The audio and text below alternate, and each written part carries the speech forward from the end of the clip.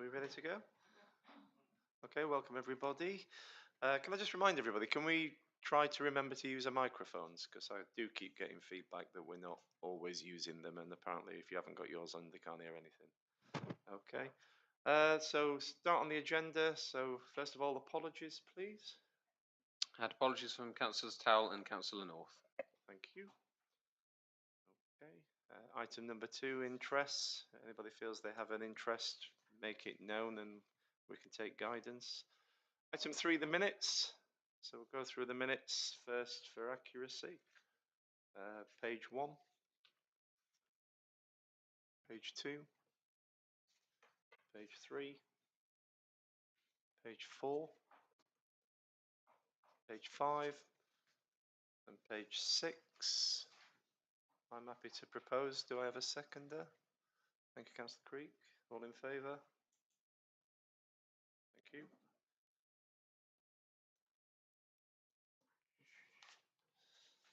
We'll go through for matters arising not on the agenda. Page 1, 2, 3, 4,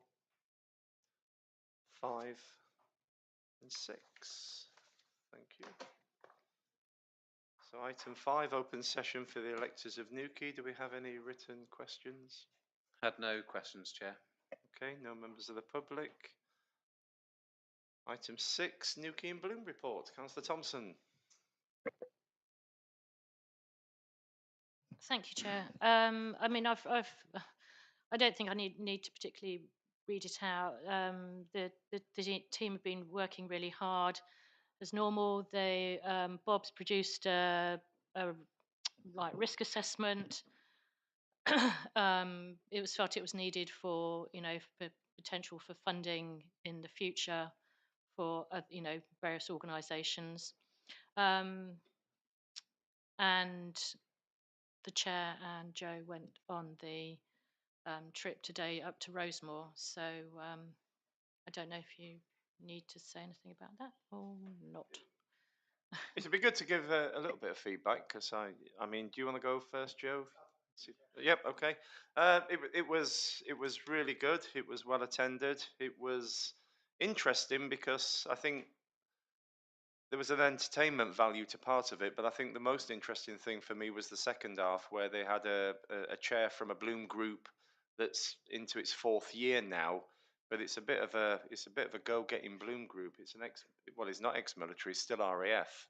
I think he's working under the RAF sort of support scheme because he must be doing it. It must be full time because the amount of stuff that they've done as a Bloom group is phenomenal, and some of the ideas around funding that he brought, I could see everybody on the table scribbling all the notes down. Some of the things he was talking about, what they're doing as a group in schools and with the community, was absolutely brilliant. He says he'll share what he's got, and I think our Bloom team would do well to have a look at it because he's got some brilliant ideas. But it was an enjoyable day, and that part of it was really worthwhile.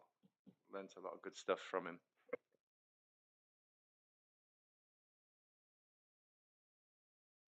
Wonderful.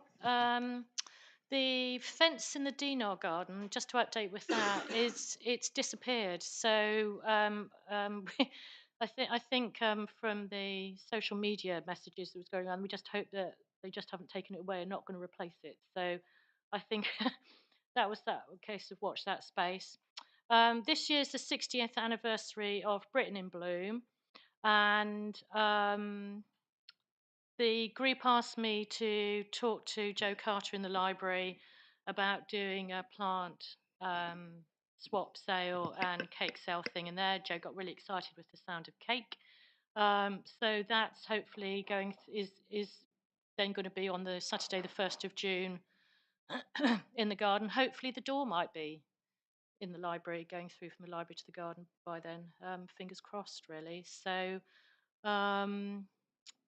yeah, they'd met with Amelia at Waterworld again, and they'd taken ideas to work with how to develop the areas with the Waterworld's mindful groups. So the Bloom are just really advising them on that. In terms of I went to the AGM as well, and they said they had growing numbers that were volunteering, um, and the Eothen project was doing well because Cornwall Council had given the remit for focus to be on pollinators, easy care. So, which is quite challenging actually when you're thinking of plants to put in. Really, and thanking Newquay Town Council for funds and its green waste removal, and yeah, and celebrating Southwest in Bloom with their 14th consecutive gold for that. So thanks to everybody, and the accounts got signed off. Yeah, I think that's about it. With regards to the fence, Philip Mound has removed it because Bloom stressed it was dangerous. It needs, I mean, they're going to put pressure on him to replace it. He hasn't said he is or he isn't yet, but he needs to because it's a cut through from Bertie's onto the Dinard garden, which we certainly don't need. And it's 2 fence posts and a panel. That's all it needs. Thank you for that, the report. I've nothing to add to the report, but it's that time of year again where, as a committee, we've got to basically make the decision on whether, as a town, we are going to support Newquay and Bloom to submit our entry into Southwest in Bloom. It has to be this committee to make that commitment because we learned today the deadline for entering the town is the middle of April. So it comes with a cost, as we all know, which they're working hard on to get down because we have to host the judges. We have to make sure we can present on the day and make sure that we put the town in its best light. And it includes, as people will know, giving the judges refreshments at the end of the tour. They're going to put a cost in together for that, but at this point, we need to know that we're supporting them as a committee to enter the town, basically, because they're entering on our behalf Newquay town, not Newquay and Bloom. So, does anybody have any questions, or is anybody prepared to propose that? Well, the cost, the biggest cost last year was the transport for the judges on the day, which was £400, but they're not minded to go that way this time because it caused a few restrictions. Plus, it was very expensive. I would imagine that. I mean, Joe, I should have warned you. Really, it's the cost to the council. It comes out of a council budget, not a grant. I think it's probably circa £400 or £500 total, because it's mainly for feeding the judges at the end of the tour. But I can't give you an exact figure. No. No, I mean, like yourself, Chair, I can only recall roughly what the last figure was last year. I'll have a look around in the budgets whilst you're discussing, Yeah. to see if I can find a recommended budget. Any other comments on that, or? Just once we have some more budget visibility. I mean, we're all trying to be careful of costs, and if nothing else, we at least set a cap or something like that. But in principle. Councillor Monk? Am I right in thinking that at this point you just want a proposal to take it to the next committee when they'll come back with the full and final costings? And what do you want a No, proposal for? we found out today that the deadline for entering the town is the middle of April. So we've got to give Newquay Bloom a steer. Are the town entering into Southwest in Bloom this year? There's an entry cost and there's hosting the judges, and they're the only cost that they'll incur. But if we can find the budget. So if this is something we've always done? Well, we've just said we've got 14 consecutive golds. So Yeah, I'm more than happy to propose. It's not going. I mean, I can't. You know, at the end of the day, we'll have to approve the budget when it comes through. I'm anyway, only happy to approve if we agree a maximum, because our job here is to be careful of the budget for the town essentially. But in principle, obviously, I think we all support. But just to have an idea on a cap, we should. Yeah. Had we recommend. known the deadline was going to be brought to the middle of April, it could have gone to the next committee meeting. So we didn't think there was that much urgency until today. No. Historically, you've used the grants budget within this committee, which doesn't. I mean, it was reduced slightly from 5,000 to 2,500. So 2,500 is what you'll have for the following financial year to play with, essentially. But that will be for the year. It's the grants budget for any grant from this committee, is that correct? So you're saying last year we took around 500 out of a 5,000 budget to grant to, which could be Polwheel Community Garden, or it could be other organisations like that. Am I understanding that right? Pretty much, yeah. I mean, sorry, Councillor Larson, it was reduced to 2,500 last year. So yeah, roughly you've spent 1,600 so far. So there'll actually probably be an unspent this year. By which time, sorry? If it's much. Okay, got it. How do you want to take this forward then? Because we need to take it. Councillor Creed. Yeah, so I'm happy to second that we go ahead and enter into Southwest in Bloom. I think, can we use the underspend from this year, which clearly won't be spent now because we haven't had any grant applications, and this is the last meeting of the fiscal year, and we can use the underspend from this year to pay for the entry fee and up to delegated authority up to £500 for the host of the judges, but of course we can firm that up nearer the time. I think that'd be fine. It's just getting us entered is the priority. So we have a proposer and a seconder. All in favour? Thank you. Okay. Item 7, objectives 3.2, to manage, maintain and enhance town council-owned developed open spaces. So first on that is item 8, the environmental service manager's report, please, Joe. Thank you, Chair. I've just got a couple of requests to go through. Resurfacing of several areas on town council land. First off is 2 potholes at Mount Wise and Marcus Hill. The Mount Wise one's on the exit of the site. It's quite a large one in the centre of the exit there. And there's quite a large one forming at Marcus Hill, just on the way down in the car park by the library. We have got the budget for this, and it is fairly cheap to repair it, in my opinion. So I would like to recommend Southwest Surfacing Specialist to repair those 2. Secondly, there's South Fistral resurfacing. We've spoken about this in great detail in the past. This is again a reduced site, a reduced area for the entrance and exit up to where the ground isn't actually turning into sand and grass. This will help eliminate those large potholes and damages to cars that may happen, and just to restructure that whole entrance and exit. Again, we've got the budget for this. There's one proviso on this though, that all the contractors have asked if the barriers could be taken down before the resurfacing takes place. We can do this internally. There's one issue where if we do take them down, they might not be salvageable. But I have got quotes to get replacement barriers like for like. Unfortunately, we won't know for certain until they come down if we can salvage them, resalvage them internally, or have them replaced. So there's a recommendation for delegated 40 of up to £3,000 to help speed up the process of their repair or replacement if we can do that. There's also the Killicourt lower pathway. Sorry, Chair. Do you mind if I just jump in? Can we take these one at a time? I just feel like there's a lot of recommendations on your report, and instantly I've got at least 3 questions just on the first 2. So maybe we could. Is that all right if I?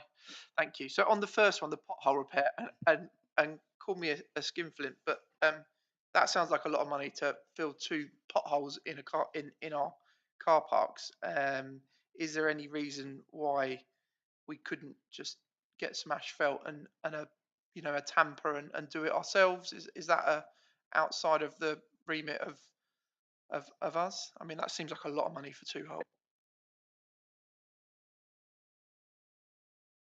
I'll let you come in, Councillor Gardner, if it's. I was just going to say something similar to Drew. Actually, you can buy a bag of stuff from B&Q and tamp it down, and I'm not being funny, but there's almost £50,000 of expenditure here over the next few lines. And I'm a firm believer of just because you have the budget doesn't necessarily mean that you should spend it. I've also got a question for Joe. Technical question is: end of the financial year is only 9 days away. Can we even spend that money if the actual spend takes place after the 1st of April? Surely it will come off next year's budget rather than off this year's budget, so those budget lines wouldn't be relevant anyway. I think even if I think I'm right in thinking even if the vote takes place, if the invoice comes after the end of the financial year, you have got to roll it in. But I would take advice on that. But yeah, I'm going to be harsh with each one of these only because like we have to be, because there's a lot of expenditure here. It is important because we've got a really tight budget next year, and any underspend this year, we really want to be rolling over. Certainly not spending it. I was under the impression, I've been on the council quite a while. I've had lots of times where we've had money held over that we approved in the previous year, but we just haven't spent it yet. But I'll let Joe come in on that. No, it goes in the general fund anyway. Whatever's left goes in the general fund and then can come out again. It's just a procedural. Yeah, the RFO looked over the figures and the quotes that Joe had, and she was aware of when the meeting was going to take place. So I will refer to her, subject to whatever decisions you make. But as my understanding is, it depends on when you place the order. So she can accrue an amount into April, but you can't really hold accruals for very long. So it can't really last for longer than April.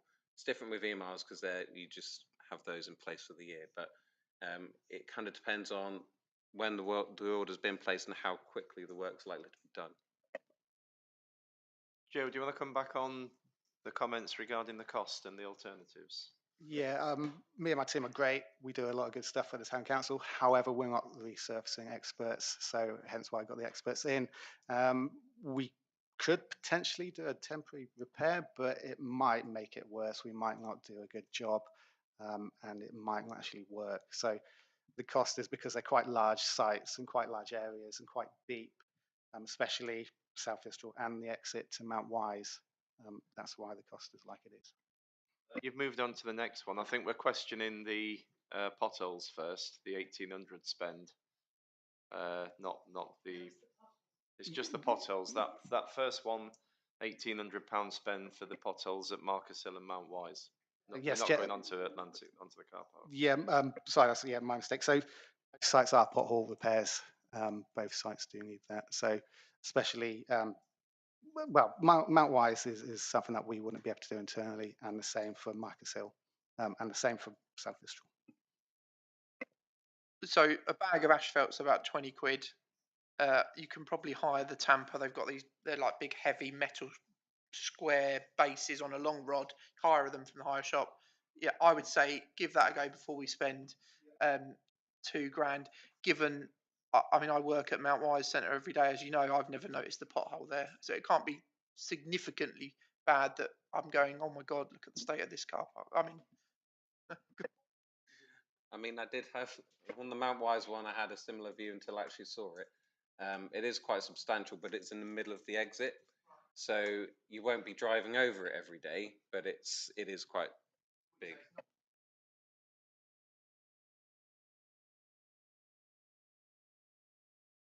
You're going to expand, but I'll take the point about trying something beforehand. But I just wanted to make that point. I had the same thought as yourself, and when it was pointed out to me, I did. It's quite astounded how big it was. We're going to go. I mean, I'm getting the feeling that we're going to go for a temporary repair on that first one and see how it goes. Are we going to approve up to a figure? Anybody prepared to approve a figure to? Happy to delegate authority up to what, 100 quid to. I mean, it seems like a. Councillor Slade. Just on the material cost and hire cost and things like that. If you were saying like you can get like a petrol driven whacker plates is probably better what you do. You're looking at 50, 60 quid a day for that straight away. So you're going to need probably about 300 quid. I would have thought. Yes, To do it properly, we would have to cut lines in. We'd have to dig it out, tamper it all down. Without doing a costing on that, I wouldn't like to give a price at the moment because it might take longer because we're not professionals. So we might need it for more than 1-2 days, unfortunately. Would also like to point out I wouldn't be able to do the one here at Marcus Hill. Because of just too large. Feeling a little bit conscious here of the fact that I don't even know what the potholes look like, and I'm going against our officer's recommendation purely on cost. I've no idea how to repair a pothole or what it costs, but it sounds like it's more than just throwing some stuff in there and flattening it down. Councillor Thompson? With the lane that we have, with the lane that I live on, when neighbours have had a whole pallet load of tarmac bags, and doing it's really much a botched job, and the tarmac sets really quickly.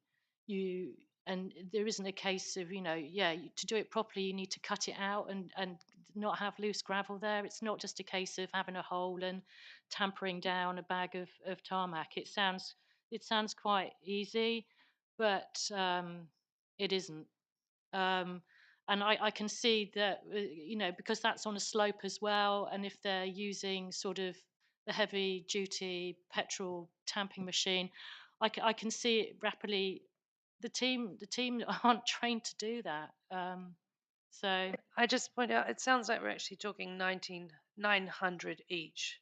One down here and then another one up at a different site for 900 as well, if we just think about it that way rather than, and so 300 for the things, plus some wages, plus the material, we're getting close. We're still a few hundred out for 900, but we're getting closer.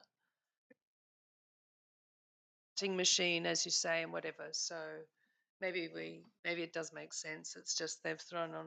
We need a proposal of some kind to move on.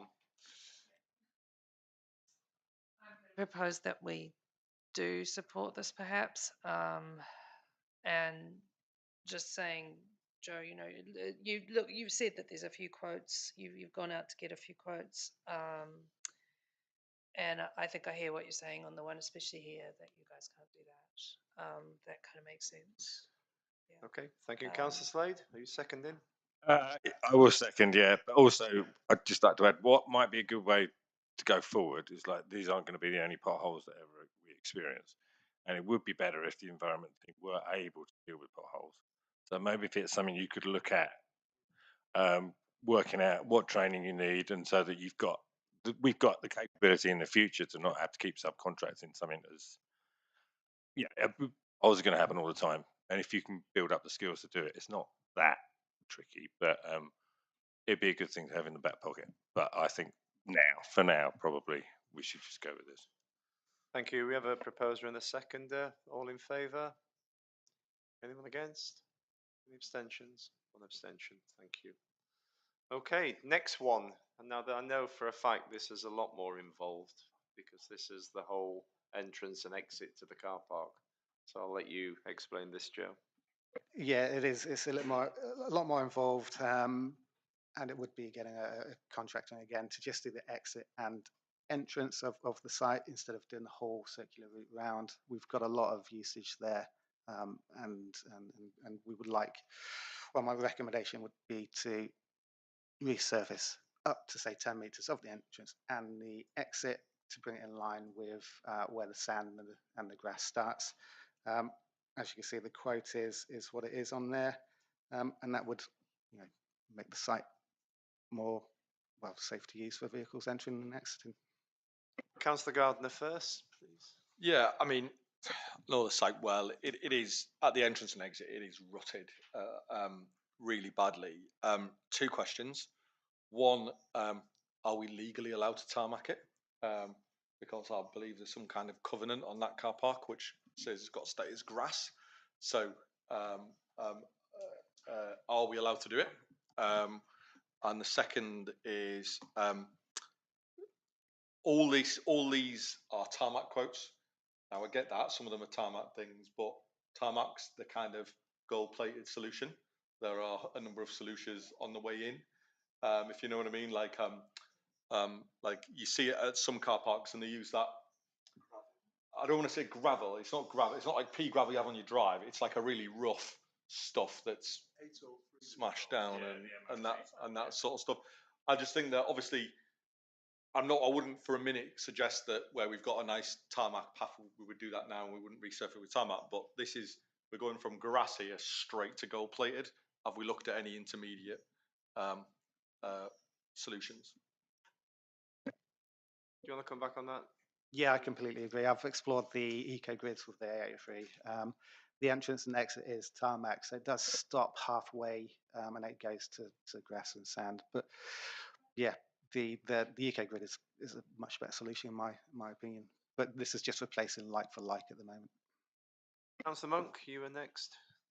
Yeah, it was just, I was just to ask about the actual barrier itself. So the barrier itself, I think, is quite a low barrier, isn't it? It's 6 foot, and I guess if it's dug out below that, it might be 6'2", 6'3". The just to be aware that obviously if we go back, level it flat, it will be right at that 6 foot again. And I agree with what you said that you need to keep a contingency, because what will happen, you'll try and pull it out and it'll have concrete blobs either side of those posts, won't it? And it's whether you can jackhammer that off, and then if you can't find, you rub them down and you put them back. So I get your explanation on that. I guess my question is are we happy with the 6 foot height? Do we want to make it a little bit higher but still not allow loads of? I'm just a question for the committee really. Are we all happy with the 6 foot? Because that does put off quite a lot of big estate cars these days who have surfboards on the roof or whatever that can't get in there. I haven't got an opinion on it either way, but I know it does limit. Can we cover that under the last bit, which is the contingency and the delegated authority for the barrier? Because we've got to get the tarmac done first. Councillor Lawson. Hey, thanks. It's not great, but I've parked a number of different cars there over the past year. I know a number of other people who have. I've heard, whilst, yeah, it's a bit bumpy, nobody's actually gone, oh, it's really terrible, it should be fixed. Have we had complaints about it? Because we're talking £6,000 or £7,000 here. So is this actually something anybody's complaining about? No complaints yet. Yeah, I mean, I respect the good work to try to get the quotes because it's not ideal, but they're massive when we're trying to be careful on budget. And if nobody's complaining about it, nobody's had any accidents, do we actually really have to do this right now? People are driving in and out. I haven't heard of any incidents, people's cars being affected.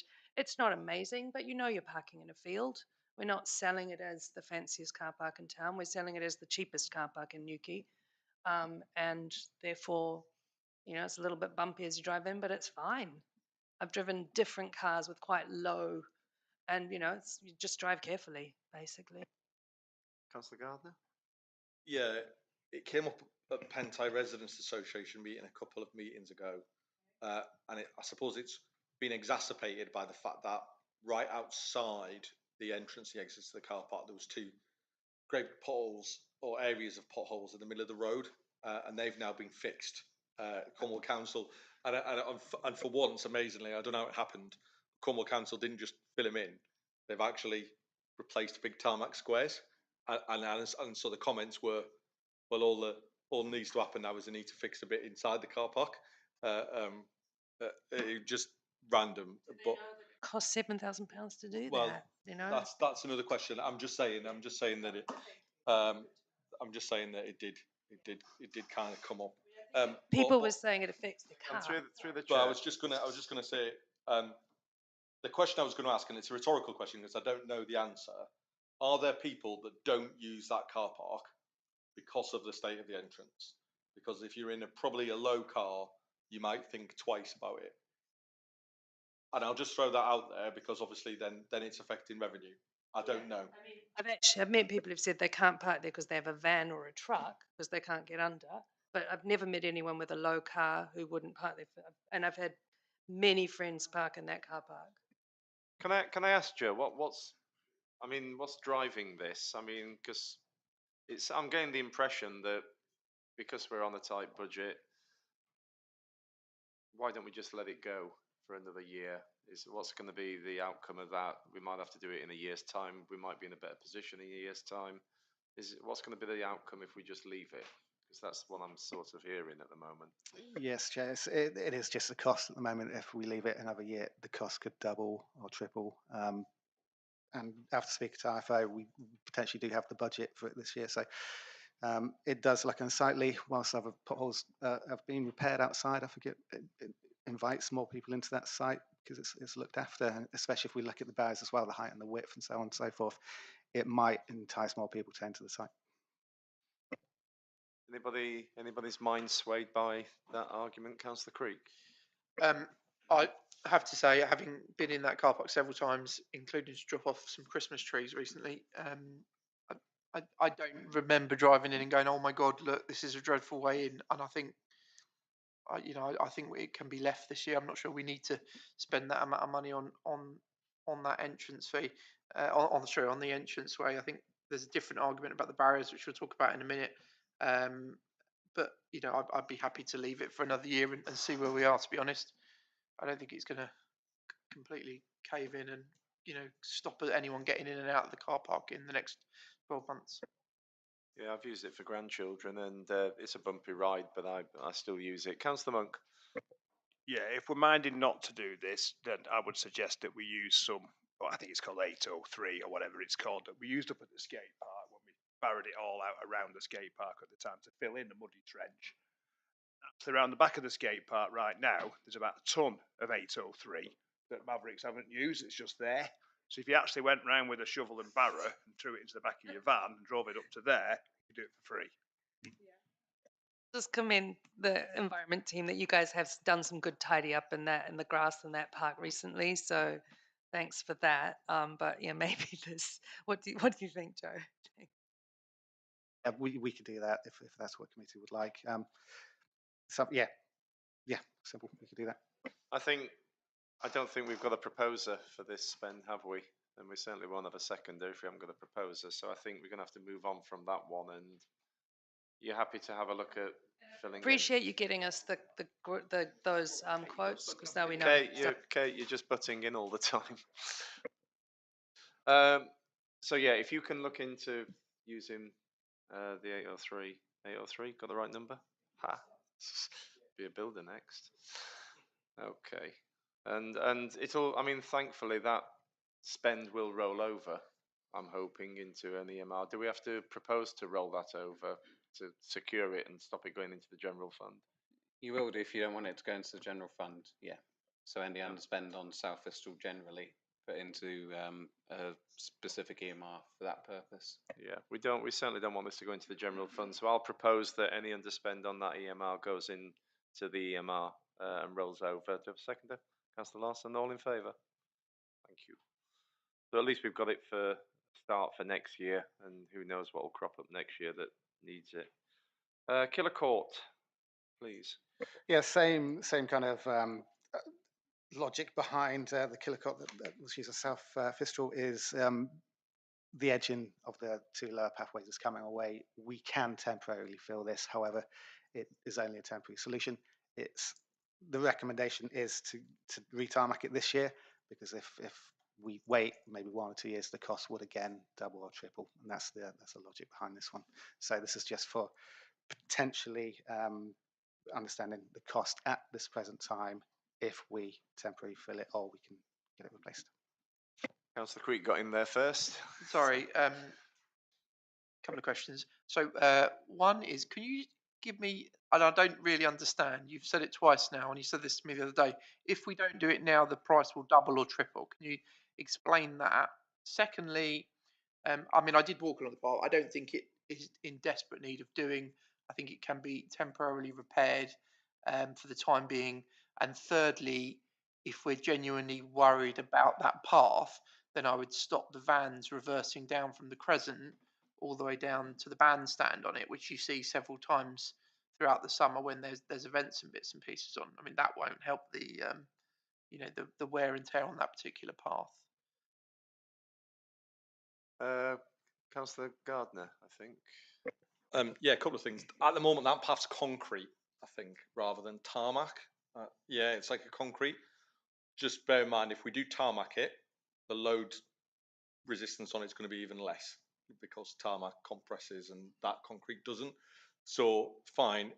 I'm a bit more relaxed on this one, and for two reasons. One, it's it's our showcase location in the middle of town, heavily used. But the second is, as soon as you start talking about pedestrians and pedestrians walking over not perfect surfaces, then a lot of old people use that because it's right in the middle of Penhaven and Chymedon.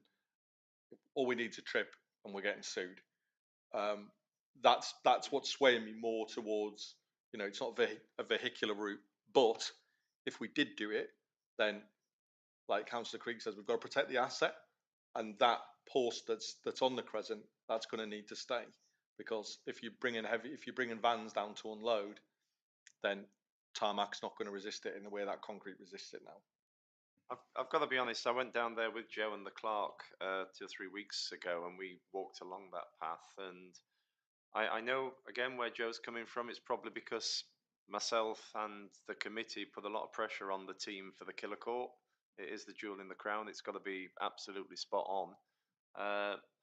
And I was sort of supportive of this until we've got the issue now with the stability, the cliff stability, which is a massive spend.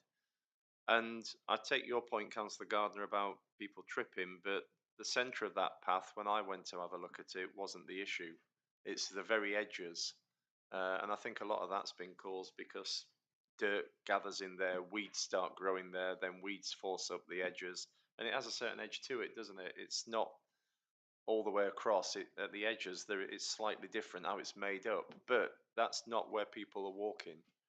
The actual path itself, I thought, was in reasonable condition, and I've got to be honest, I'm more concentrating on the stability of the cliffs and that spend, so I'm not particularly concerned if we don't support this one. It's pretty safe, the path, and aesthetically, it's only if you look very closely as you're walking along at the sides of it that you'll notice that there's an issue with it. The path itself is pretty good condition, so I'm not particularly worried if we don't support this one. Anybody else, any other view on it before? Could we just give Joe a chance to answer Drew's question, Councillor Creek's question about your point on cost doubling and things like that? I was curious as well. Thanks. Yeah, certainly. So these holes are getting bigger and bigger. Obviously, material cost is going to get more expensive the longer we leave it from this year to next year. And essentially, if we do something now, it's going to be more, well, it's going to be less than if we wait a year or 2 years down the line. One, material costs, the size of the holes are getting bigger. Temporary solutions might not last as long as maybe 1, 2, 3, 4 months, depending on how the application goes. So essentially, that's my reasons. The second question, I can't quite remember that one. What's the second question? Sorry. My first question was on that. The second question was, you can, I think it was just a comment that you could repair it and that we could leave it. Yeah, I think that was pretty much it. And the third question, if you don't want vans, I suppose you have to vote that you don't want vans going down there. So that's one for that. I think going back to what I said earlier, I'm not convinced that's what's damaged it, because the actual central part of that path is pretty sound. I think it's right in the edges. I remember a couple of years ago, we went out with a team before the judges arrived to judge the killer court. I went out in the morning and we were frantically weeding down the side of that path because the weeds had got so embedded. And I don't think that did it any good either, because we were trying to get weeds out of the side of a path fairly aggressively, and I think that's what's caused the damage down the side. I'm not convinced it's vehicles, because they go down the middle of it. I would leave this one, and I would ask Joe and his team to keep an eye on it. I mean, extra cost. If we have to redo it, we're doing the whole thing anyway. So unless there's a inflationary increase in costs, this is a complete resurface. So it's not going to cost twice as much. It's going to cost whatever inflationary it goes up by. I think we need to make sure it's safe, but I think it is. And the clerk agreed that he didn't see it was a necessary spend. Councillor Thompson. Going to be cutting into that path for drainage. Not No, that they're one. going to be Okay. tunnelling under the other path. This is the path that goes across the bottom, not the one that comes up the middle. But yeah, I think it's a no go. I'm getting that impression. No one's proposing it. No. Sorry, Joe. This is looking really. We're hammering you, aren't we? Okay. That's it on that report, isn't it? Self-fiscal barriers, yeah, Oh, barriers. and the cliff stability. Are we tackling the barriers if we're not taking them out? That's the creeks. So, so the only thing I'll say on the barriers, and I'm conscious that Councillor North isn't here, who will argue vociferously to leave the barriers alone and just tidy them up. And I tend to agree with her. The only reason that I would explore changing the barriers was that earlier last summer, I had email exchange with Cornwall Council about them allowing us to promote that particular site with some signage, and their main argument for not promoting it was that the height was 1.8 meters rather than, I think the standard is 2.1 meters, is it? 2.2. And the main reason for that is because of the entranceway. If you had a roof box on, you get as far as the barrier, you can't go any further, you're then reversing back out onto that road. So if we wanted to continue to drive revenue through that car park and increase revenue through it, obviously we need to increase usage. That would be my only argument for changing those barriers. So yeah, that was just a thought, really. Councillor Gardner. Just a couple of things. I see where Drew's coming from. It's difficult, but one, the entrance to the car park will be covered by a TRO, so it would be a TRO change probably to change the height of the barrier. And there are other car parks around town where we are desperately trying to get barriers put in. I would say be careful what you wish for. Last year it cost Cornwall Council well over £50,000 in legal fees to get people out of Pentire Headland car park, and that was like the 2 or something that they took to court, and they've got their own solicitors, so weren't hiring it in. And I would just say, I think Margaret will tell you, I think there was one instance where that barrier was taken down just temporarily, and they ended up with a few people basically living in the car park. So I'm not saying we shouldn't look at it. We absolutely should. I would just be wary. And you know, everywhere else in town, or there's other places in town where we'd love a 1.8 meter barrier, but we would never get away with it now under the Disability Act, because that's what stops you now with height barriers. They're kind of there. If you take them away, you'll never get them back again. Or if you alter them and you go too high, just bear in mind, if you go to 2.2, the thing about 2.2 is you can get a T5 or a something like that underneath. You can't get the big stuff. You can get a T5 and stuff, and you will get people living in there. Councillor Creek, are you coming back on that point? Just very quickly. Okay. Happy to leave it alone. I say it was just that was the only reason, really. But and on behalf of Councillor North, I'm sure if she was here, would say, if we're leaving it alone, can we at least give it a rub down and give it a coat and make it look well Can I just maintained? ask, is it marked on there the height of it? Does it say on it? Yeah. All right, cool. Because those that are slightly height restricted will know the height of their vehicle, and like you say, you don't get there and go, "Oh, I'm halfway and I can't get in." You get there and go, "It's 1.8 meters." I know for a fact my van's 2 meters high. Councillor Slade. Yeah, as far as like the height restrictions and the 2.2 is by keeping it at 1.8. Okay, you might stop people going in there that might want to live in a van and stay there, but you're also excluding everyone who's got a van that might want to just park in that car park, or everyone with a roof box might want to car. And so we are cutting our revenue by excluding a lot of potential customers on the risk that people might stay. So if we could enforce people not staying, we would then still be able to open the market up. I mean, we're probably losing money on it because we're excluding quite a lot of people.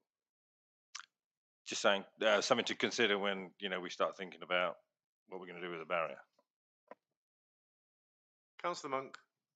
There is one answer, and that is we know we can't do our own enforcement, don't we? Because of Cornwall Council have to enforce it. I'm not sure that will always be the same, but then you're into a question of, I agree, the height barrier, I think it's worthy of a conversation.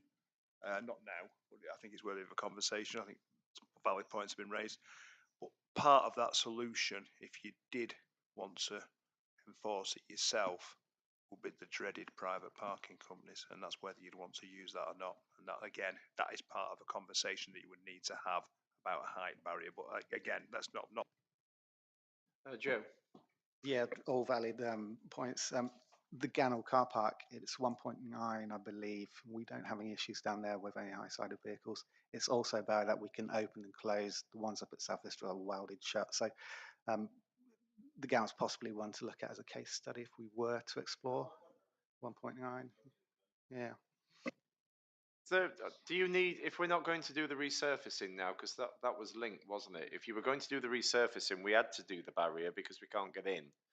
Do you need any, is there any other need to go in there because it doesn't open at the moment? Is it an issue? Not really. If you want events on there, you might be limiting what you can hold on there. But if committee wish, we could just go ahead and paint it now. It's the time of year to do so. I'm getting the impression that's the way forward. Yeah, are we all happy? Okay, thank you. Right, now we're on to the cliff works on behind Town Promenade. You want to give us an update on that? Yep. Yeah, I can give an update on this, Chair, as I've primarily been leaning on it. So there's some that I can say in public session, there's some that I will have to refrain, involving discussions and impacts with Common Council and Common Council's tenants. So I don't really want to go into that in the public domain. Essentially, there's been some highlighted cliff falls from that section of cliff last year. Our first assessment that we had done when we took on the site, because we were not given anything from Common Council, was that the recommendation at the time was for the tenant to move his huts forward and place in sand cushions to cushion the impact of any potential future falls. I won't go into that into too much depth. That advice was given, and that's between the town council and that tenant at the time. I don't believe that advice was taken at the time. So we are aware of subsequent cliff falls. We had a renewed assessment done at the start of this year, which has, given the scale of the recent failure, has escalated the risk in that specific area from moderate to high. So I did include the cliff survey within your packs so you can read it for yourself. As part of that, I then did a very quick tender exercise just to test the market to see what companies could provide that cliff stability works for us. The only respondents was Vector Ropes that actually came in with a quote. Cormac did inquire, but they didn't progress with actually putting anything in. So this is one of two cliffs actually on the Kilcourt, which is in town council ownership. We did the first cliff, which was done as part of the regeneration project. This is now the only cliff left in our ownership. So my strong recommendation is to proceed with Vector Ropes. We have 33,000 in the earmark reserve, which would fund it. In my opinion, that's what your reserves are for.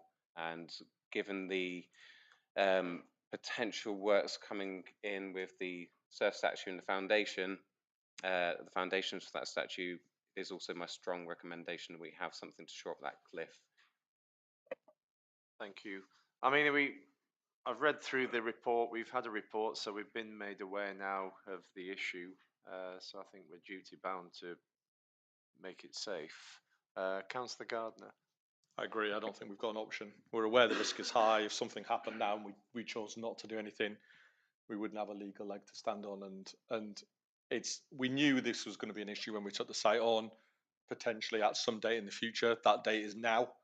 We've just got to do it, because actually we could be 20, £5,000 now could quite easily be a lot more than that in future. Which EMR is it coming out of? It's your open spaces EMR. Leaves us with not a lot of EMR left, unfortunately. Councillor Monk. Yeah, the company who provided a report, have they done lots of similar work that we've checked out in the past? Did they do the other stuff that we're So, happy about? sorry, Councillor Monk. Yeah. So it is the same company that did the original survey. So they're very intimately aware of the site. Interestingly, the consultant that did the original survey broke away from that company. And whilst we still use the same company for the subsequent survey, that consultant is actually working with Vector Ropes. So there's still consistency there in terms of the original consultant who knows the site well. And I take on board Councillor Hannon's point in regards to the EMR, and it doesn't leave a lot left. If you're not progressing with the Killercourt Pathworks, the RFO has recommended unspend, which would have gone towards that path. I'm not trying to poach Joe's budget or potential budget, but that unspend could have potentially go to those cliff works. Councillor Gardner.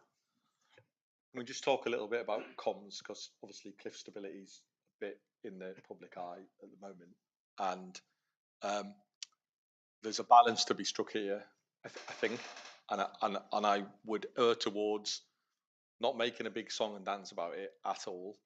Let them get on with it, but be ready with a reactive statement, because what we don't want is any negative press from this, which is actually a good thing that we're attempting to do here. Doesn't compare with Whipsy, but it's very sensitive at the moment. I'm happy to propose that we go ahead with the repair as recommended by our officer. Do I have a seconder? Councillor? You've still got time. We haven't voted yet. Just a quick question. Thank you. This is a really helpful report and that overview. Thank you. I'm just curious whether we're meant to be doing a formal tender for this, or No, it's under the threshold. I did do a tender exercise because it was literally on the verge. So I have run a formal tender regardless on Contracts Finder, to which, as I mentioned earlier, Cormac were the only interested party and they didn't quote.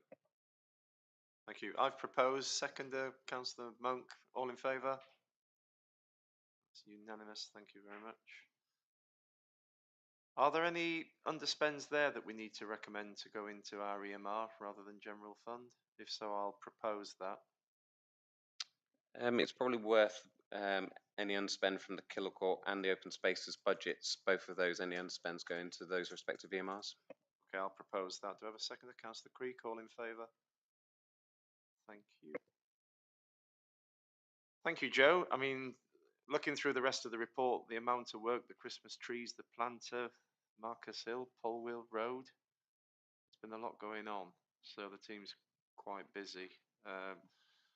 Thank you for the report. And anything else you want to add? You're clear with what we're doing going forward. Councillor Gardner. Yeah, it's just on the planters. Obviously, it says there that take the planters to the final location. Obviously, Ollie and I speak to Jack Thomas quite a lot.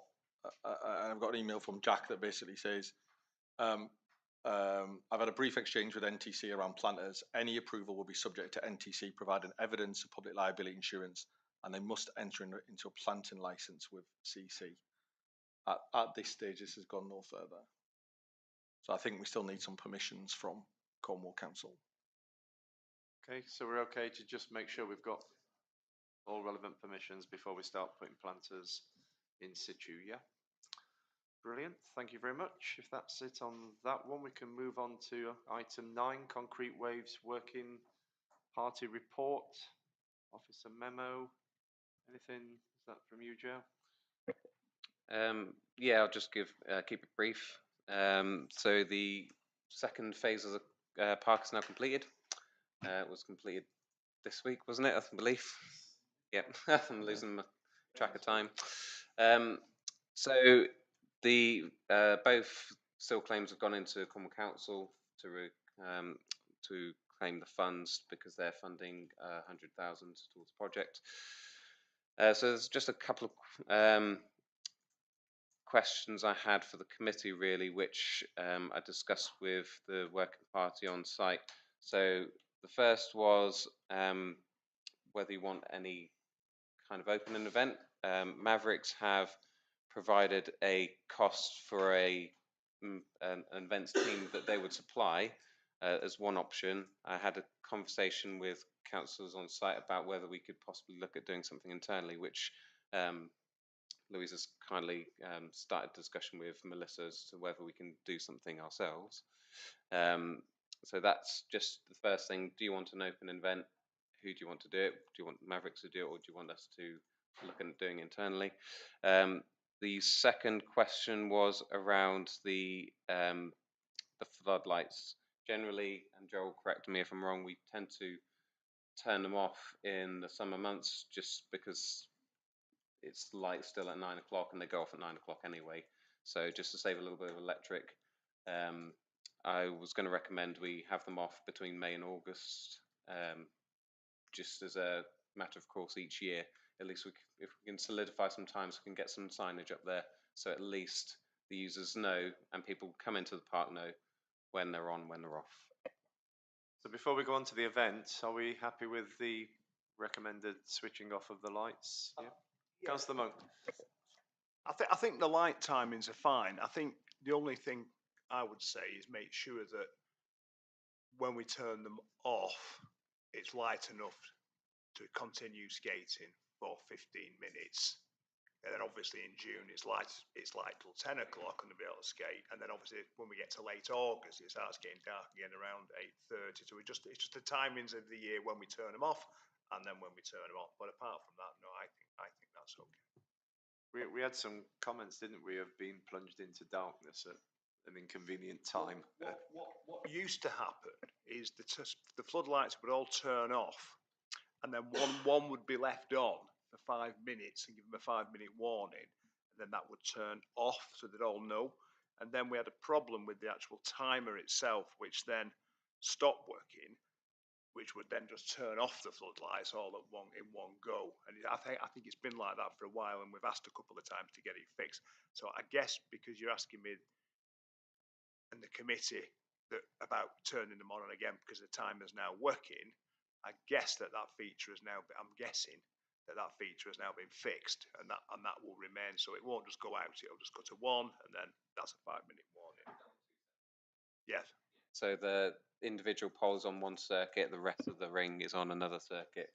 So the maintenance operative did fix that over that period, and that's the exact reason why I've raised this, is because of that situation where it did go off. It wasn't planned. It was a failure with the components, and I just want to at least have some signage down there with some specified times, so at least people are aware when they're to expect it to go off.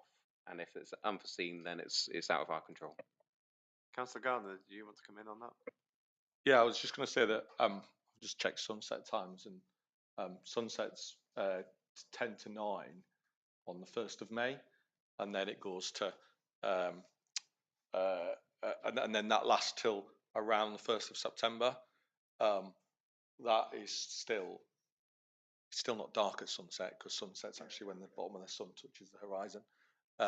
So it would seem to me like a good compromise would be to not have any between 1st of May and 1st of September.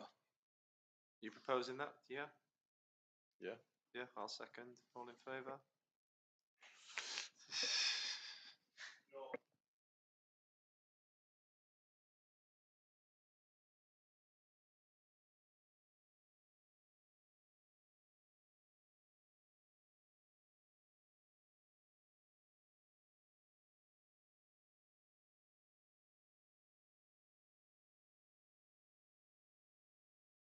Come on, Councillor Monk. We're not at sea. We've got trees to pick.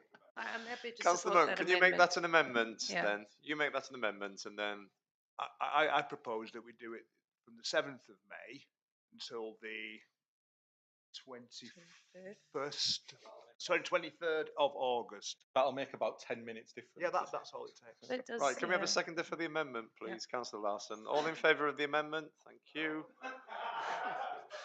Right, so that becomes the substantive. So we're voting on Councillor Monk's timings now. So you're happy to propose, Councillor Monk? Yep, I'll second. All in favour? Right, thank you. You happy, Joe? With Focus.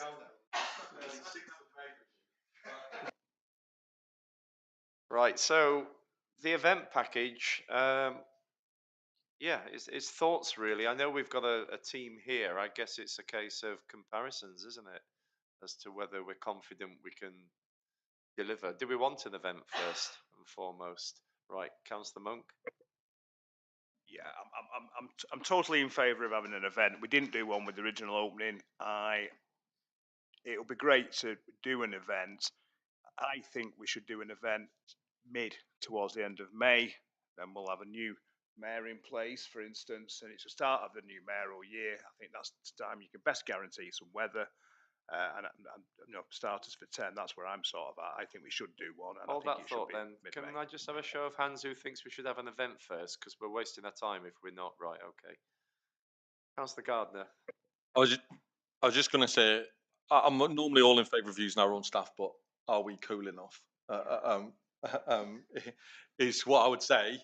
2,750. Oh, cheers, Louis. But no, I was just going to say it's 2,750 plus VAT. I know what it costs to put on an event, and you can be a grand in just for PA system hire for a day, and then you got DJ, 3 riders. Do we even know 3 demonstration riders that are nationally? I don't know. I'm erring towards the. Councillor Slade first.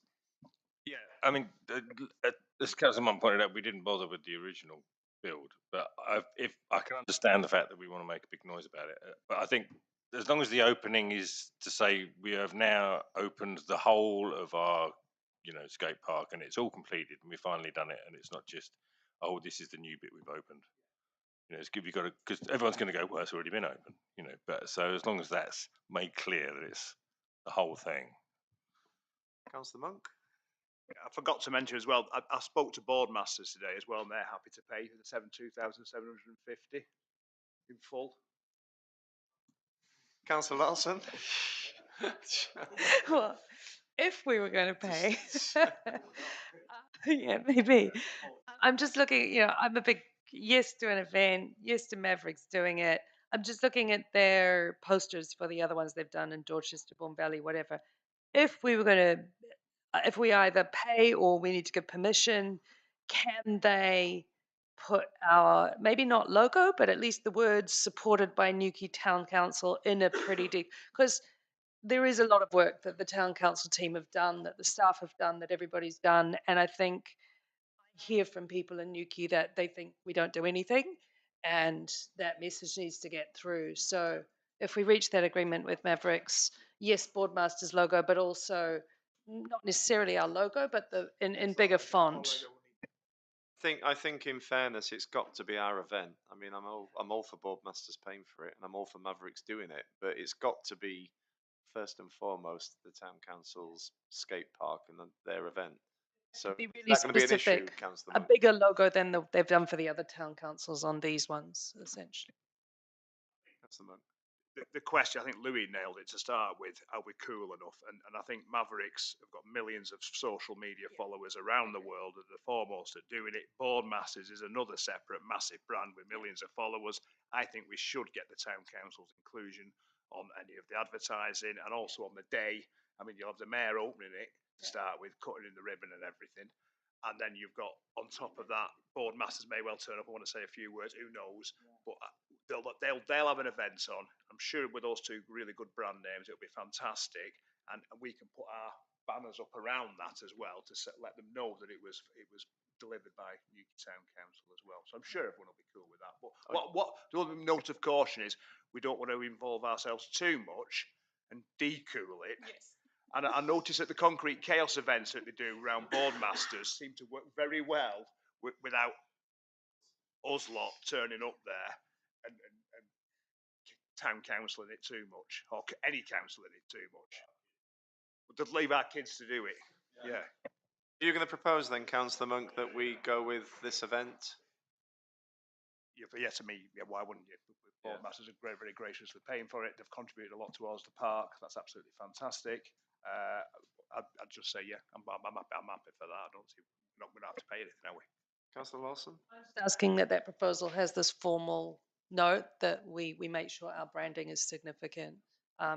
And you know, they can make it cool for us, but but we try to help people understand that it's come from the town Yeah. council. Okay, I'm happy to second that proposal. Are you all in favour? No one against? That's unanimous. Thank you. Thank you, Board Masters. Okay. Other devolved open green spaces, car parks, anything else on there? Have we covered everything?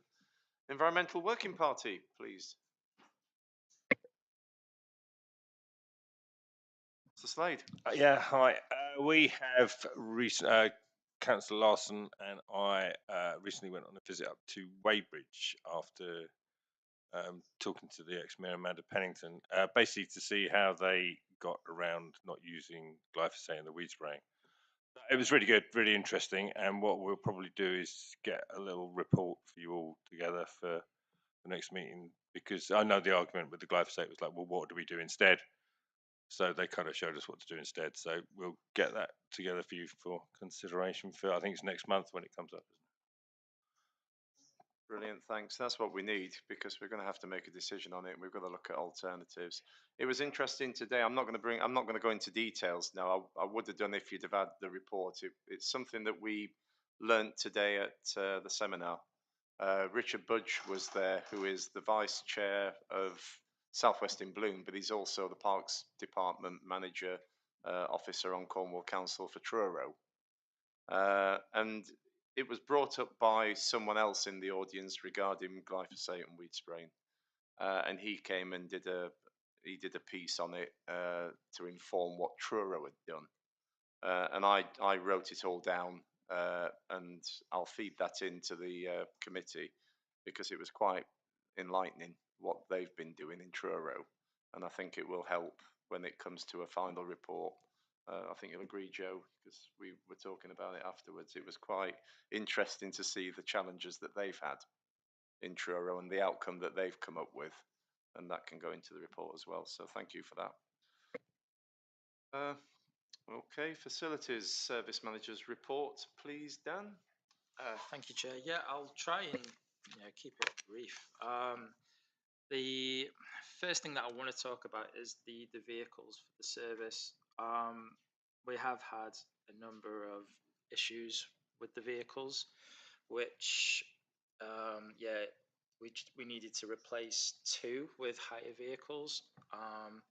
We also had a vehicle incident, as you're aware, on the 27th of January, which led to a vehicle write-off.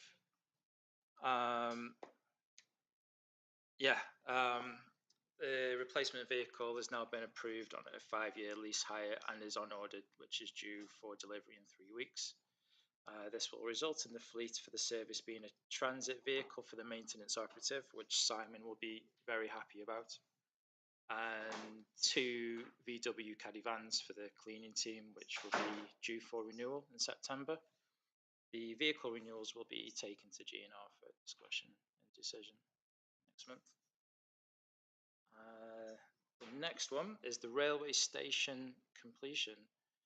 It feels like I've been on this forever, but yeah, we met with Dean again back in February to arrange a completion of that final phase, and the continuing of sourcing alternative quotes.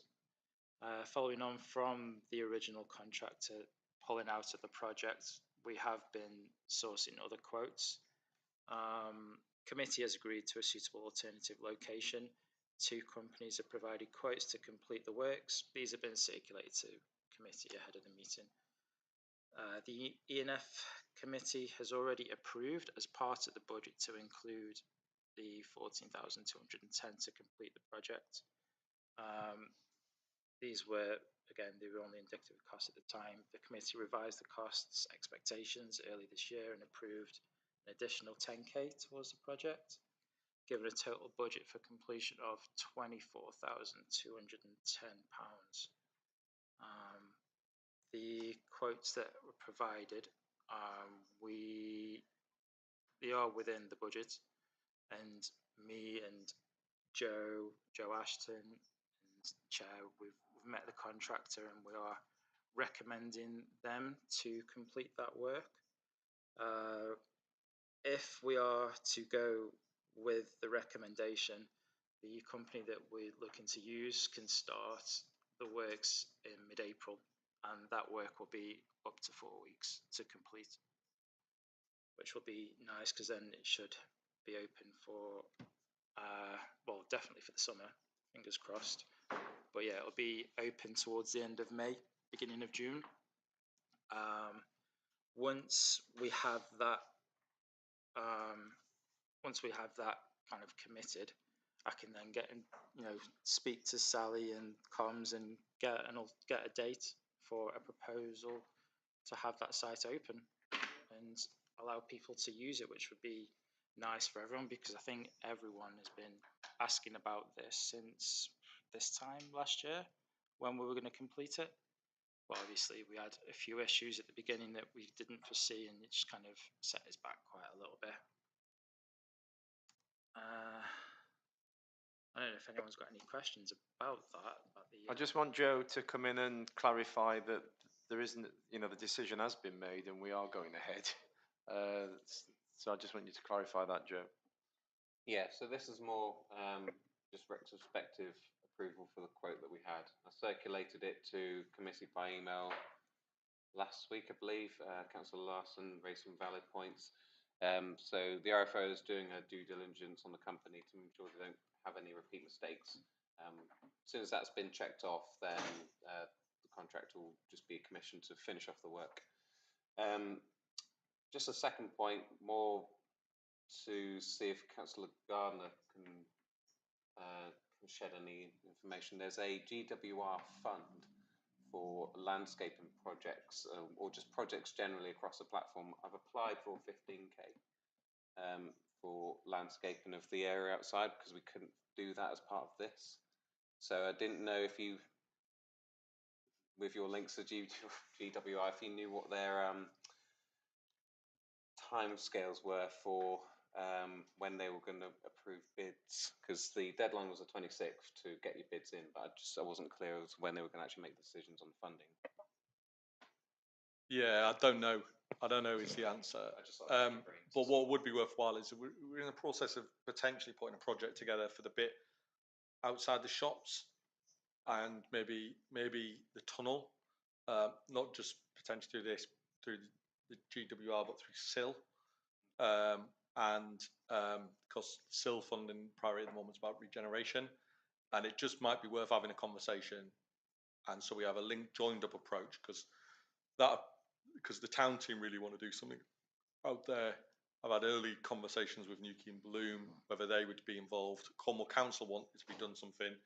I think we just need to get in a room and maybe all of us have a joined up approach to that, because actually it would be really good if the public realm that's out the front of the vape shop and that leads through to the toilets. It just makes sense to me. Great. Councillor Larson.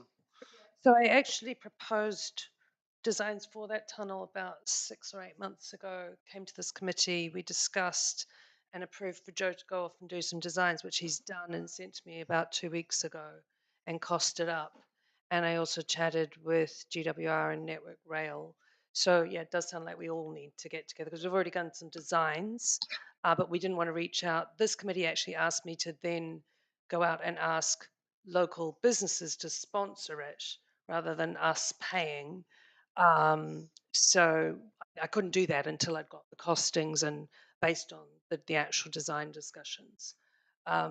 So good that there's more money available. That's great. Wonderful that Newquay and Bloom are interested. I think we all want to see it cleaned up.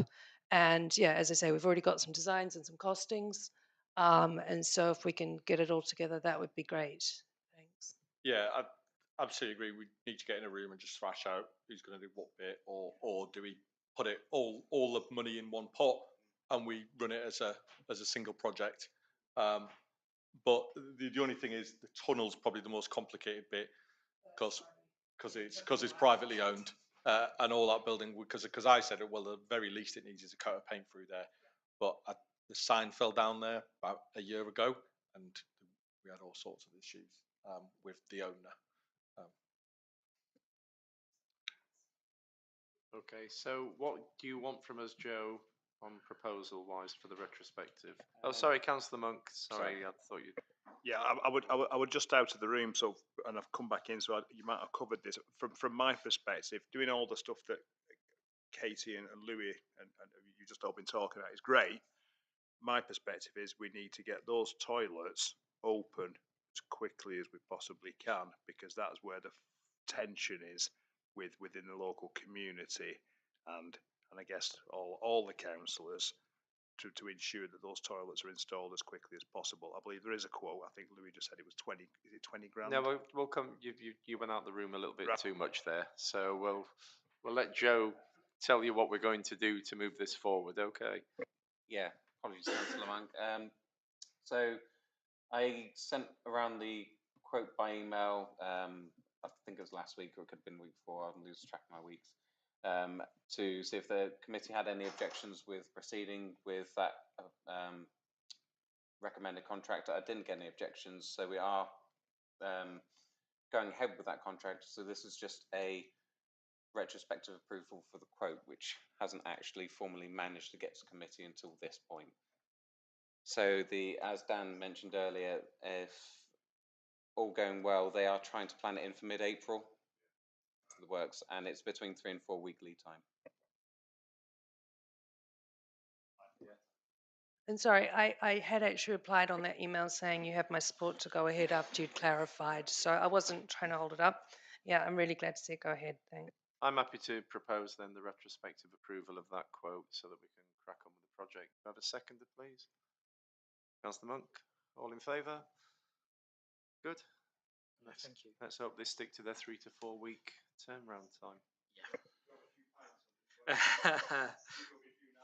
I'm not gonna commit to. Okay, so when it comes to updates from the previous meeting, I didn't actually mention it in the previous meeting. I thought it best not to. 28 Mountwise, the exterior fire exit. I am still in the process of getting quotes to reinstall a galvanized steel fire escape. I've got the blueprints, we've got the drawings, they've all been sent off to contractors around Newquay. And we do have one quote which is just over 32k, but because it is over that 25k threshold, we will need to run a tender exercise on that should we go ahead and try and get this fire escape put up at Mountwise. Councillor Creek. Yeah, so a couple of things on this. So firstly, declaration of interest. I'm a tenant in that building. I don't think that makes a difference to me having input on this conversation. The advice that we have received on the building in terms of capacity, I maybe have missed it, but I don't think I've ever actually seen that advice and how firm that advice is around numbers and what is needed to increase the numbers past. I think the clerks previously told me somewhere 25 to 30 people maximum in the building. So when we had our fire risk assessment, the company that carried out that fire risk assessment put together a recommendation of how many people we are allowed in that building without a fire escape and also with a fire escape. Well, I can send that back to you if you like, just so you've got it. So it'd just be interesting to see it and understand whether it has, and I'm not an expert in this area by any means, whether it has any bearing on, because ultimately what we're trying to do is increase the use of the ground floor and not the upper two floors, which will obviously fall fully tenanted, and whether that has any impact on the fact that the first floor and the second floor will only ever have I don't know, half a dozen people in at any one time, and actually the main bulk of the people that we want is on the ground floor. So whether there's any leaning to that in terms of the fire regulations, and whether you can almost treat it as two separate things, though within the same building. And I suppose the other thing is, if we were to go for a fire escape, and is that the only option? This is looking at it, looks like just a metal fire escape on the outside of the building.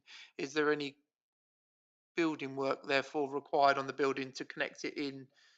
I don't remember seeing a hole to the second floor to gain access via a fire ladder. So is there breaking through costs and those sorts of things? Part of the quote that I have, which I'll send over to you, it will involve taking out the window, which I think is just outside of your door. That where that window is used to be a fire escape door prior to the the refurb. As you go outside of the Mount Wise build, you can actually see where the old exterior fire escape was into the walls, and you can see where it had been cut away for, taking away the door, breaking it up, and then putting a window. But again, I can send you all this over if you like. If I can just very quickly, so it's the fire escape is to the first floor, but not to the second floor. Yeah, it is to the second floor. Councillor Slade. It's just when we were discussing this last time, it all ties into the whole idea of the fact that we're going to try and make it so that our properties don't lose money for the taxpayers. And there was talk of taking it to a consultation or exterior consultation to work out how we can run our properties more efficiently. And I think that was going to go to GNR. And I just wonder if that's gone any further. And if not, it just seems that we do need an all-encompassing plan of how to run our properties better, rather than. I mean, I agree we need a fire escape, but we need a fire escape up here, and then why, and what the we need the whole process looking at. So I wondered if we're still going to go for that exterior consultation, or are we going to set up some sort of, I don't know, if we need some sort of properties working party to go through it all with the accounts and work out, re-look at like the profit and loss of all the properties, because at the moment they seem to be losing. I just wondered where we're going to go forward with that. That is progressing through GNR, and I would imagine the best course of action would be to progress with the tender process for the fire escape while we run alongside the GNR driven assessment of all sites. I find it really hard to get my head around the fact that the problem is being caused by us wanting to have a high capacity on the ground floor, which doesn't even use the fire escape if there's a fire, because there'll be no more people upstairs when we're having an event downstairs than are safe now. And I know I can see Joey's like, I I just think we need, whether you can get a second opinion on the fire, the risk assessment, because I can't get my head over it. There'll be no more people upstairs than there are now, and it's okay. And there might be 100 people on the ground floor that can't use a fire escape. I don't get it. And I'd want to look in. If it was me, my building, I wouldn't be happy. I'd be going back and saying, "Do you really understand what we're trying to do here?" There's a lot of hands up. Councillor Monk was first, actually, before. So, in a previous life, I used to work a lot with people who were doing FRAs, and what they always, and this with care home compliance, and what they always said to me was that there are recommendations based on regulations that you have to adhere to, and then there are recommendations based on what they just think. And you have to determine whether you're happy to do the recommendation based on what they think, or if it's a recommendation based on the hardened rules of regulation that you have to do. So I agree that with the fire risk assessment, because the guy that we got to do it in the first place, which I think was a company, I won't say the name, but who we used, were very professional in every aspect of that build, and we were very, very impressed with them. Because I remember there was Margaret, myself, and Andy speaking to them regularly, and they picked up every single aspect that I asked about, the fire alarm system and everything, and they were very, very knowledgeable. And I just find it hard to believe that they would not have missed something as obvious as whether we needed a fire escape or not. So whether we could look at that risk assessment and pass it out to the committee just so we can all read it and just see where they've got their information from to it. If it is, and we have to put a fire escape up there, fair, fine. But that brings me on to Councillor Slade's point: is if we say 35, we need to be really tight with the actual tender and what we're asking for, because there's always, we didn't specify this, it's another £5,000. That always happens. So you could end up spending 50 grand, which again is fine if there's a business case there to say that that will then allow us to generate another 100 grand's worth of turnover from the ground floor. And we need to know this when we're making these decisions about whether to spend the money on the fire escape and make sure we're going to get value for money for it, and not be in a situation where we spend 50 grand, put a fire escape in, and we're not renting it out any more than we are And it doing takes already. 50 years to get the money back. Councillor Gardner, then Councillor Larson. Yeah, I kind of agree with what's being said. Randomly, one of the courses I did when I was resettlement was fire safety and risk assessment. Not that I'm working in it, but I do have a number of friends who work in it at the moment all around the country. It's a very veteran heavy profession. The and councillor, you own a commercial property. I've owned a couple of commercial properties, and actually the actual final say on whether your property is safe or not is the actual fire brigade. In fact, once upon a time when they had the resources, the fire brigade used to come around and do all your fire inspections automatically.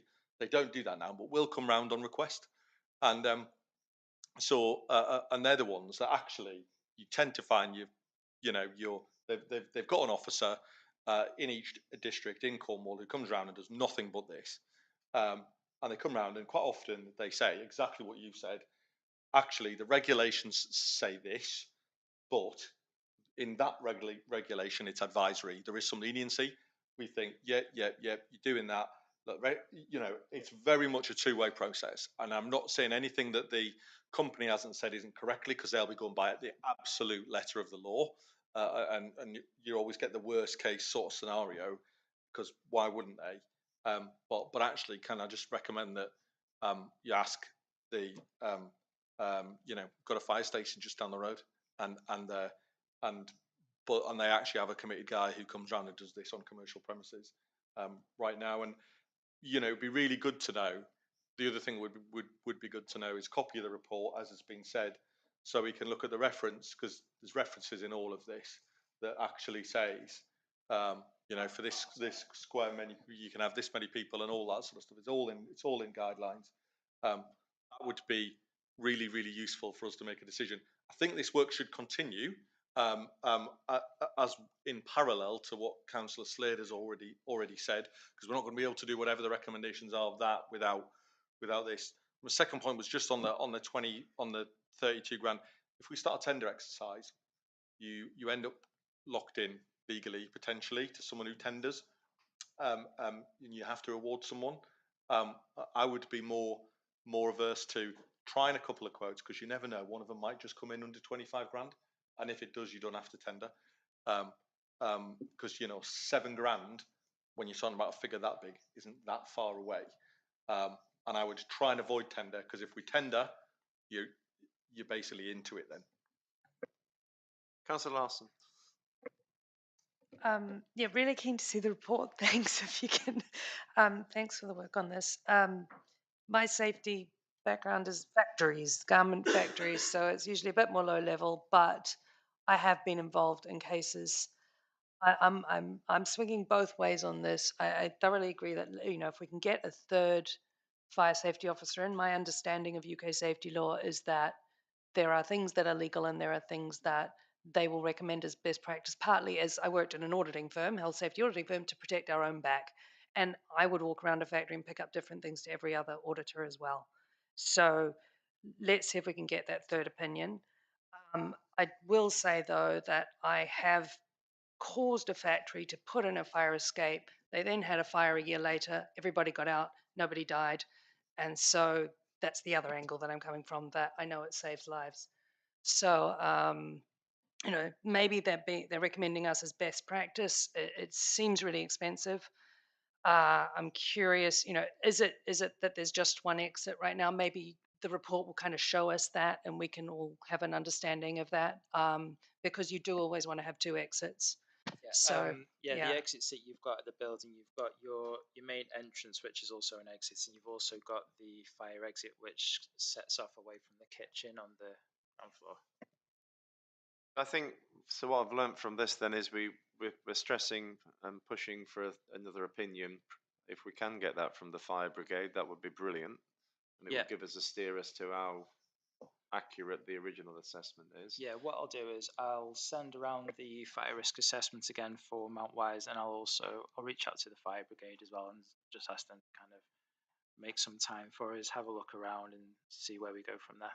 Hold off on tender, but investigate another quote or two. And can we propose also which fund was this coming from? Don't think we've got to that stage, to be honest, Chair, Okay. because this was more just Dan's got an initial quote, which we can't really proceed with anyway, if you wanted to, because we would have to do a full tender exercise because of the threshold it's already at. So yeah, I would leave the tender for now if you're still minded to do some investigation work. Yeah, that would be good. And then we'll run it alongside the GNR's property estate review that is going to cover everything from the Killer Court to Mount Wise. Okay, we're all happy with that, yeah? Okay, back to you, Dan. Thank you, Chair. Yeah, just still on Mount Wise. I know there's been a few power cuts back from December and then a couple of times at the beginning of this year. Me and Dean Hancock, we figured out what was causing these issues, and we have since replaced the part that was causing that whole system to kind of trip, basically the whole electrics for the Mount Wise Centre. That's now been done, so touch wood, we shouldn't have any more issues now with any power cuts at Mount Wise, which is ideal, especially with some of the tenants that we have there and the professions that they have too. Okay. The rest of the report is basically just describing the actions that the team have been doing. We've got some more decisions to make, haven't we? Do you want to look at the public consultation analysis first? Yeah? Has everybody has it been circulated, or have we just got it here? So I circulated the data that we got from Microsoft Forms, and so I've also done a kind of a cheat sheet as well as just a one pager, because I felt that that output from the Microsoft Forms, it was great, but sometimes it's easy just to kind of look at some of the highlights. Within my report as well, I just did some kind of very quick recommendations, just my own kind of review of the data, and I think there's like 4 or 5 recommendations which for us to look at really. I mean, committee will have your own view on what you want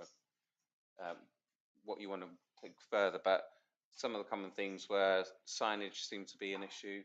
People didn't seem to really know where they were. People didn't seem to know when they're open. There's quite a lot of support for investigating a community toilet scheme, and we've at least 3 of us have been burned by that in the past. But it's not to say that we shouldn't look at it again with fresh eyes, given that that's what Camborne have successfully done. And sorry, I don't have my report to hand, but yeah, there's things for us to look at, and things for you to consider really. Okay, so I've got the report up in front of me, and it is well done, Joe. It's good how you've done the key findings at the end, because it does bring it all into focus a little bit more. Anyone have any comments? Anything you want to pick out of there, Councillor Creek? Yeah, thanks, Jay. A couple of things. Thanks to everyone that responded.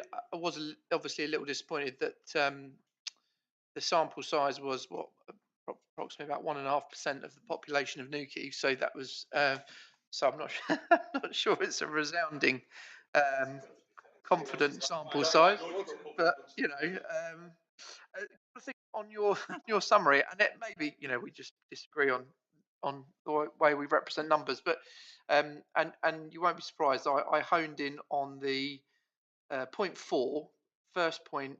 A significant number of respondents opposed the idea of closing the male and female cubicles in the autumn and winter whilst leaving the accessible toilet open to all. When I looked at the numbers that you presented, it looked to me, unless I've got it wrong, that it was 55% said no, 45% said yes.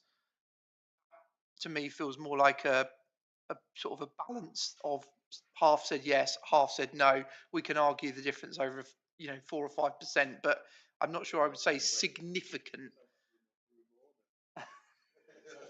Happy to be a Ramona Ollie, always will be, up the single market.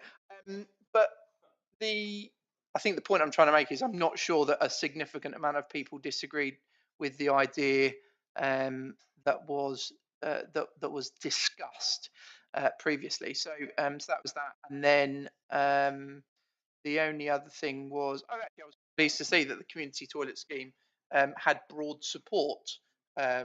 I'll be careful my wording. Thank you. Councillor Gardner. Yeah, I think what I took from this was maintain. No, it was maintain the status quo. Actually, there was a lot of good points in there. There's a bit there on signage. The big one for me, the question that for me tells me more than anything else is question 16. Would you use the facilities more if they were contactless? Yeah. And actually, the resounding number of people, 120 said yes and 54 said no. That for me says, we need to be getting on with this contactless rollout. If more people are saying they'd use them, then that's what we're here for. We're here for people to use the toilets. So we should be looking at this, and in my eyes, across all the toilets, we've discussed this. It must be the 10th time we've discussed contactless and the various iterations of it. At this sort of thing, we've held off on doing some of the installation. This, for me, is the go-ahead that says we should be cracking on and doing this and a proper contactless rollout program, because actually we're now denying people using the toilets because we haven't got contactless readers on there. Now we can discuss the whys and the wherefores and how we should do it, and should some have coins on. Personally, I think we should, male and female should be contactless only, with the accessible toilet have sort of both on. That way, whatever you've got access to a toilet. But we can discuss that. But I think that this is saying, we need to get on with that. Now, don't get me wrong. They say lies, damn lies, and statistics, and I'm sure we can all put a different slant on them as we want. But that's the one that stood out for me. Councillor Larson. Yeah, I think I've sat through many meetings where everyone on the committee here supported contactless, and we've just had issues with the contractors. And that's my memory of it. I've never blocked. I've always been a supporter of contactless. I want it done yesterday, but it hasn't been able to be done, is my understanding. Councillor Monks. No, it's just on the contactless thing. It's something that we've been asking for a number of years, and there's always a reason not to do it. But I've never seen a solution brought forward that actually provides contactless. I mean, I reckon, I don't know what the ladies are like, but I reckon all of us men here, if we turned out our pockets now, I'd be very surprised if anyone's got a 50p on them. I just don't carry cash anymore. Do you? Could someone put a 50p or a 20p in that? None of us can, and that tells you a story. Councillor Creek. Sorry, and thank you, Councillor Gardner, for reminding me. My last point was on contactless, and I don't disagree with what you say. And I've always said about the contactless. I think the toilet working party discussed the contactless role implementation, but I think we had a plan in place to subject to the output of the consultation, which will now roll out contactless across at least, I think, 3 additional locations. Mindful that to roll out across every location was somewhere in the region of about £80,000, and that is a lot of money. The other thing I will say is, and I suppose it goes back to the 1.5% of the people that responded, and therefore 98.5% of the people that didn't, is the single most expensive thing that we do in this council, other than the corporate service, is this. We spend £1,000 every single day of the year on toilets, and I think that's quite a stark a stark realization actually, and we shouldn't just go and spend fortunes on contactless just because we think it will generate some more revenue and make the toilets much more accessible to people that don't carry cash. I don't disagree with either of those things, but what I'm saying is it's a very expensive undertaking. It would take us years to recoup that. Thank you. Councillor Slade. On the contactless, I think that it's probably a good idea to go with it as quickly as we can because of the fact that we might be excluding people, and the fact that for £1,000 a day that we are flushing down our toilets, then it might be a good idea that we can try and get as many people in there as possible. And the fact that the will of the people is to keep the toilets open all the time. If we can encourage some re-look at the community toilet scheme, which I think compared to when we tried it the first time round, which is when the whole idea of the toilets was coming, now we've had the toilets, now we know how much they cost. We might find that the certain businesses are more keen to do it, and if we can follow the Campbell model, I think it's a good idea, and it might actually create a situation where it's more acceptable for people to shut them down at certain times if there's a community toilet scheme to back it up. So I definitely hope that I think it would be the Toilet Working Party or whoever would bring this forward, but at least people have said that they would like us to look at it, so that might offset the costs of keeping them open all day. Councillor Gardner. Yeah, I mean, I agree we should look at the community toilet scheme. I'm not sure Cambourne's the best example. There's 2 sets of public toilets in Cambourne, and I've never heard of a tourist going to Cambourne, really. But and that's why so much government money's been spent in Cambourne, £23 million at the moment, to actually tackle the fact that they don't get any tourists. So it's very hard to compare.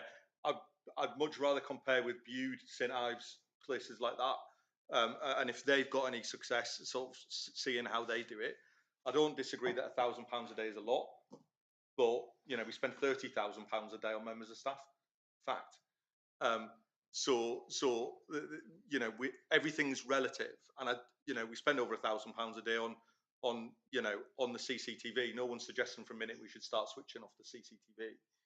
Sometimes as a council, things just cost money, and they do. We're here to provide a service, but I think I've asked for it before, but I'm going to ask again. Can we have a look at the figures, the comparison between the months when we've charged 50 pence and the months when we charged 20 pence?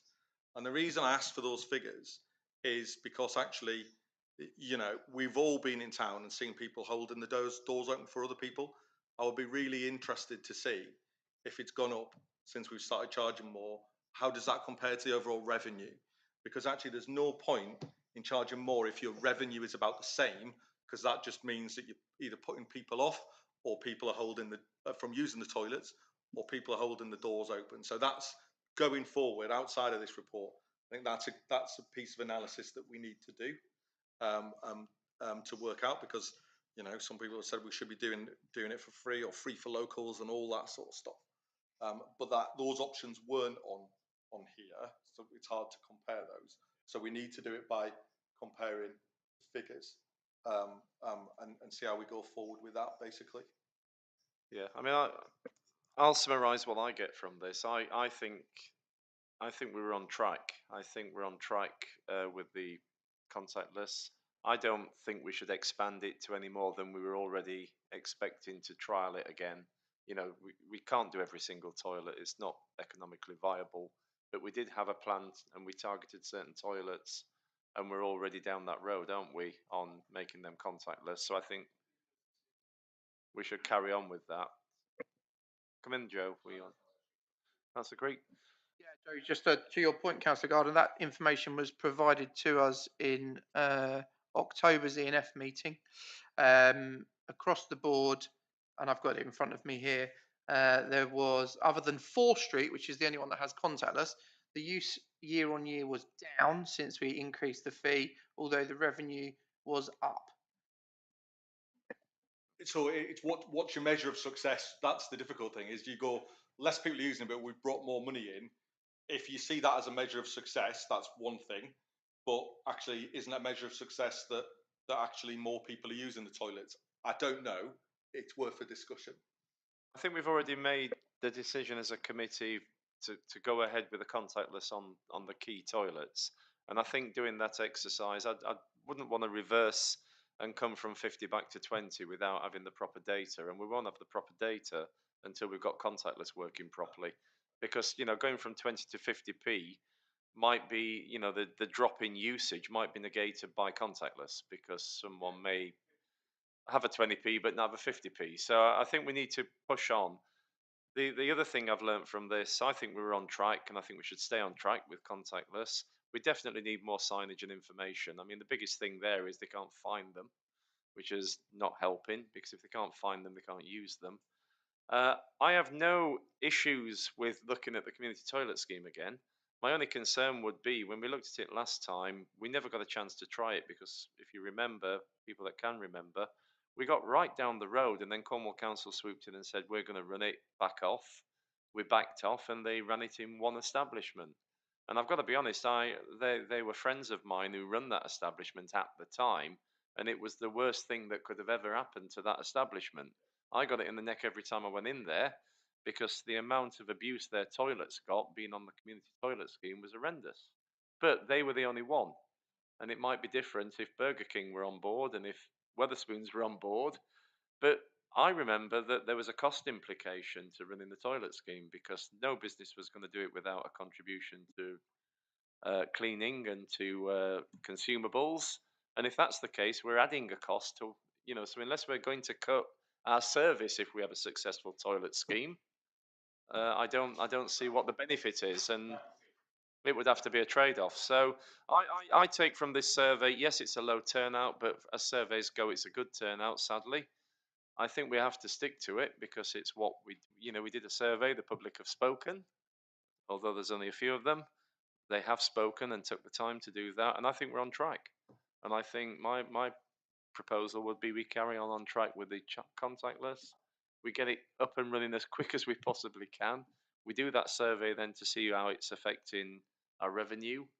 Um, and we get some more information around where our toilets are and what our opening times are. We've got a comms officer now. They don't know when they're open. But I can't see any other major change unless anybody has a different idea. I would propose we carry on to plan.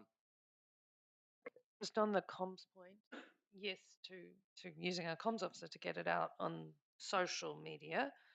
Um, at least for the Killicourt one, there is signage, but I worked opposite it for a year before I realized that it was there, so we could do with better signage um, when you're looking from multiple different directions. Because I've actually had people ask me walking around there, "Oh, is there a toilet?"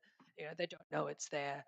So if we want to raise revenue on it, we need to help people know it's there. And so is that something we need to propose in action by what environment team or facilities team or something? Okay, thank you. I think I would like to propose that we stick to plan. Uh, I would like to propose that we've taken on board that survey. Looking at that survey, our way forward is to stick to plan regarding contactless charging. But we take on board and ask our teams to investigate better signage and better public awareness. But I don't want it to go back to the working party because I think we as a committee can make this decision off the back of the survey. I can't see the working party adding any value to that. Councillor Monk. I'm very happy to second. I'm at the opposite end on signs than Councillor Larson. She likes signs. I don't like signs. I hate. I think they clutter up the street and they confuse, and it just overwhelms people. When you look, you just see bloody signs everywhere. And I much prefer no signs or very few signs, apart from key things like maybe toilets. But I just see street scenes being too cluttered with signage personally. But that's a separate aside. I'm more than happy to second your proposal if that's what you're proposing. Okay, so we have a proposer and a seconder. All in favour? Okay, that's unanimous. Thank you. Thank you to any public watching that took part in the survey. And we'll get some comms out for that. We need to really get the message out that we've took on board the survey and what our way forward is. Is that okay? Yeah, thank you. Quote A, quote A, quote A. So come on down. This is toilet lockup next, I think. Yeah, speaking of toilets, toilet lockups, the current summer closing hours that we have at the moment, well, that we will have from 9 a.m. to 9 p.m. Whilst there was a discussion and some support for reducing the closing times to 7 p.m., this has not been formally adopted as a decision was deferred awaiting to outcome the public consultation. Therefore, as an alternative, myself and Joe are looking into outsourcing, cleaning lockups for the spring, summer. We do have some quotes. We also have a recommendation as well for looking after the toilets as a clean down and a lock up as well. And if it's okay, do you want me to recommend? Yeah, so I mean, just to expand on that, we, as you know, we have been trying to recruit for 2 part-time positions. Regrettably, we just haven't managed to be successful in that. Some people were offered, and for one reason or another, they withdrew. So our plan B, and our plan B has always been an external provider. We have always historically had an external provider, other than the first few years of the service where we did have a member of staff, but they departed. So the quote in front of you is actually more cost effective than the company we had last year, hopefully more competent, and it's within budget. So that's our recommendation. So just to get this clear, this changes our recruitment stance if we go down this road. Well, essentially, it will. Yeah. So it's you won't be able to continue that recruitment for this year, for those 2 part-timers, because essentially the budget for those 2 part-timers will basically be used on a external provider instead. But given we're a week away from when the closing times are due to kick in, I think recruiting is very unlikely. Can I just summarise what these quotes are? Are these for a 2-pronged approach? It's a final clean. So this quote covers a final clean of every toilet before it's locked. Then it's locked. And the idea being that obviously they're cleaned at the end of the day and they're safely locked away. But more importantly, the first clean of the following day is not necessary because they'll be opened clean. Have I got that right? Yep. And that, we won't be recruiting these 2 part-time posts. So Monk, Yep. sorry, Councillor Creek was first. Sorry. Oh, sorry. Yeah, sorry. Oh, Yeah. I won't, Bill. Does the saving? All right, we're paying money now for people to clean the toilets at last thing at night and then lock them up, which is going to cost us an amount which is budgeted for. So if it's budgeted for, I'm going to be supportive of it. Do we make a saving on our overall staff budget now of our existing cleaners because some of that work is now being done by third parties, or does that cost remain the same, but they're not having to do as much? Well, so essentially the team work from split, so they do staggered shifts. Essentially, they cover 6 a.m. to 5 p.m. So we've never had a internal staff cover for the 5 to 9 p.m. gap. We've not had that since probably 2016, I'd say, when that member of staff left. So since then, we've always had an external provider for that gap, given that the closing time has always been 9. So yeah, historically, it's always been the case. Councillor Creek. Yeah, so a couple of things. One is you won't be surprised to hear that I'd much rather have someone in house than privatise out the cleaning of our toilets. And I don't know when the last time we went out to advert. I haven't seen the adverts go out for a while, so be interested to know when that last went out. The other thing was last year. I seem to remember we actually went to summer opening hours not from April, but actually later on in the. I thought it was June, July, August. I thought we reduced that to 3 months of the year rather than 6 months of the year, 9 a.m. to 9 p.m. But maybe I'm wrong. But so I'd just be interested to hear. Just quickly, just an extension. Yeah, of time. can we do a 15-minute extension, please? Seconded. All in favour? Thank you. I'm just looking at the maths of this, and it seems. Can a we bit, hang on? Can we have an sorry. answer to the question on the opening? um, I mean, Dan will correct me, but I believe the changes we made were. I don't think it was the months. That was one of the options. So I remember I presented a couple of options for you to consider. So one of them was a kind of truncated season, if you will, which would have reduced the costs. The other option was change the amount of toilets will extended till 9. So that was the option that we went with. So I think Chester Road, Pentire, a handful of other toilets weren't extended until 9, and that's where we reduced the costs that year. So no reason why you can't do something similar this year, but we haven't had that conversation yet. Councillor Gardner. So just on timings and when we got summer and when we got winter, for me, I seem to remember we've always done it because of when the clocks moving. It's because clocks when they go forward, you end up with more people in town in the evening. So before we've gone to summer around that time, not always last night time because we're going at the end next week, isn't it? We're going, clocks are going.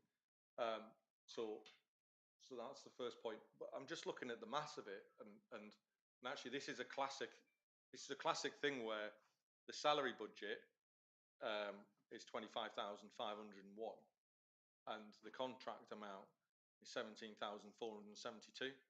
So it's £8,000 cheaper to get this done by a private contractor. Not only that, you don't have the HR issues, i.e. if someone calls in sick, then it's up to the contractor to still fulfill the requirement. You don't have to start changing people's shifts and all that sort of stuff. Or have I got that completely wrong? No, you haven't got it wrong. I didn't make it clear in my explanation that salary budget is 2 part-timers, but that's for a whole year. So what we tried to recruit was 2 part-timers, which obviously would cover that season, but they would also cover the team's off days in the winter, as well as sickness and annual leave. So that 25k is actually 2 part-timers, 20 hours a week for a full year.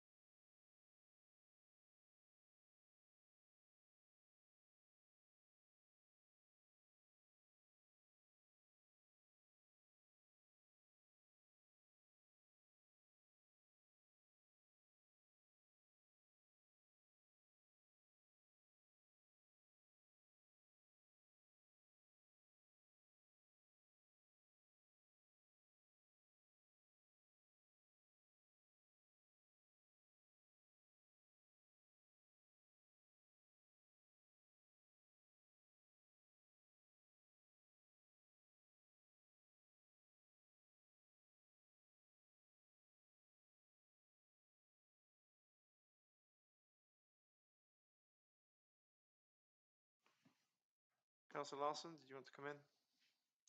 Sorry, thank you. Just trying to understand that further. So, are we just not giving people their holiday at the moment in the winter, or how is are we having days where the toilets are not cleaned, or I'll try and explain it. thanks? So the winter rota, there is always at least 4 days of the week where you only have a team of 2.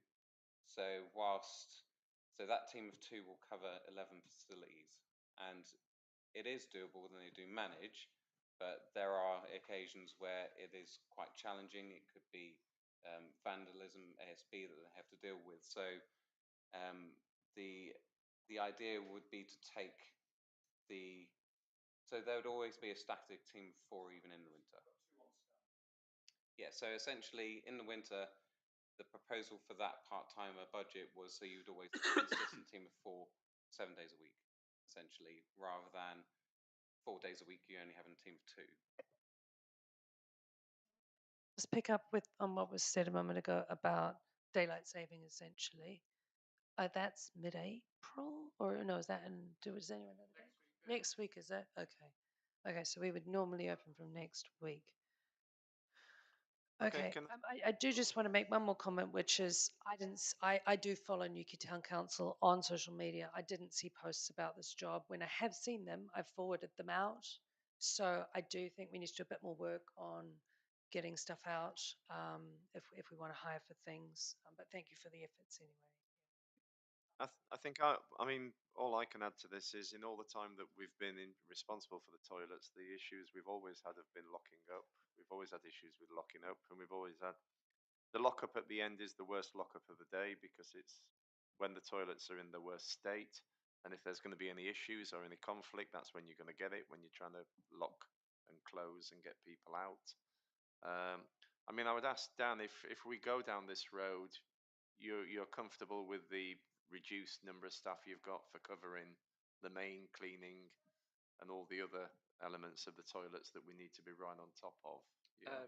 Yeah, I mean, we managed last year, and we should manage this year too. It's a little bit unclear on the quotes as well. We've got quote A, quote B, and quote C, and you say there's a recommendation. I've not seen it yet, but I'm probably looking in the wrong place. It's there, isn't it? 17,472, because quote A comes in at 34,000 Yeah, we're for not the having full that. year. Just a thought here. If you spend that 17,472, you've still got basically £8,000 left in the annual budget.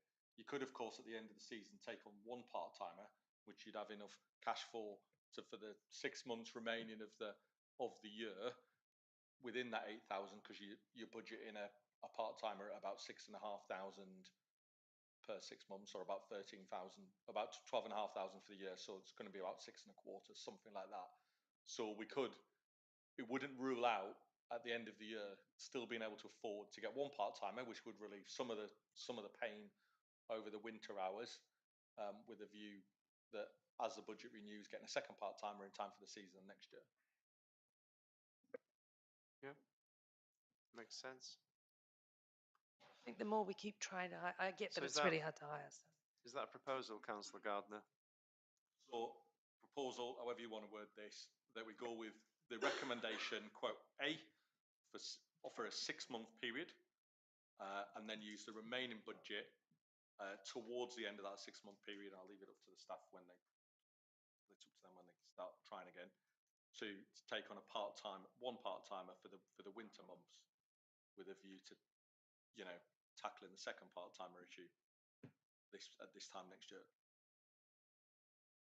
I think that's all we can do at the moment. Yeah. The idea is always to get increase our staff, our internal staff. So it's a sort of plan B, but we're always wanting to have our own staff. Okay, and which quote was it? Quote A. I'm struggling with this because In the recommendation if you to open quote A, that's the 34,900 annual, and we're 26 weeks, aren't we? Got you. Okay. I'm happy to second that proposal. All in favour? Anyone against? Councillor Green. Okay. Thank you very much.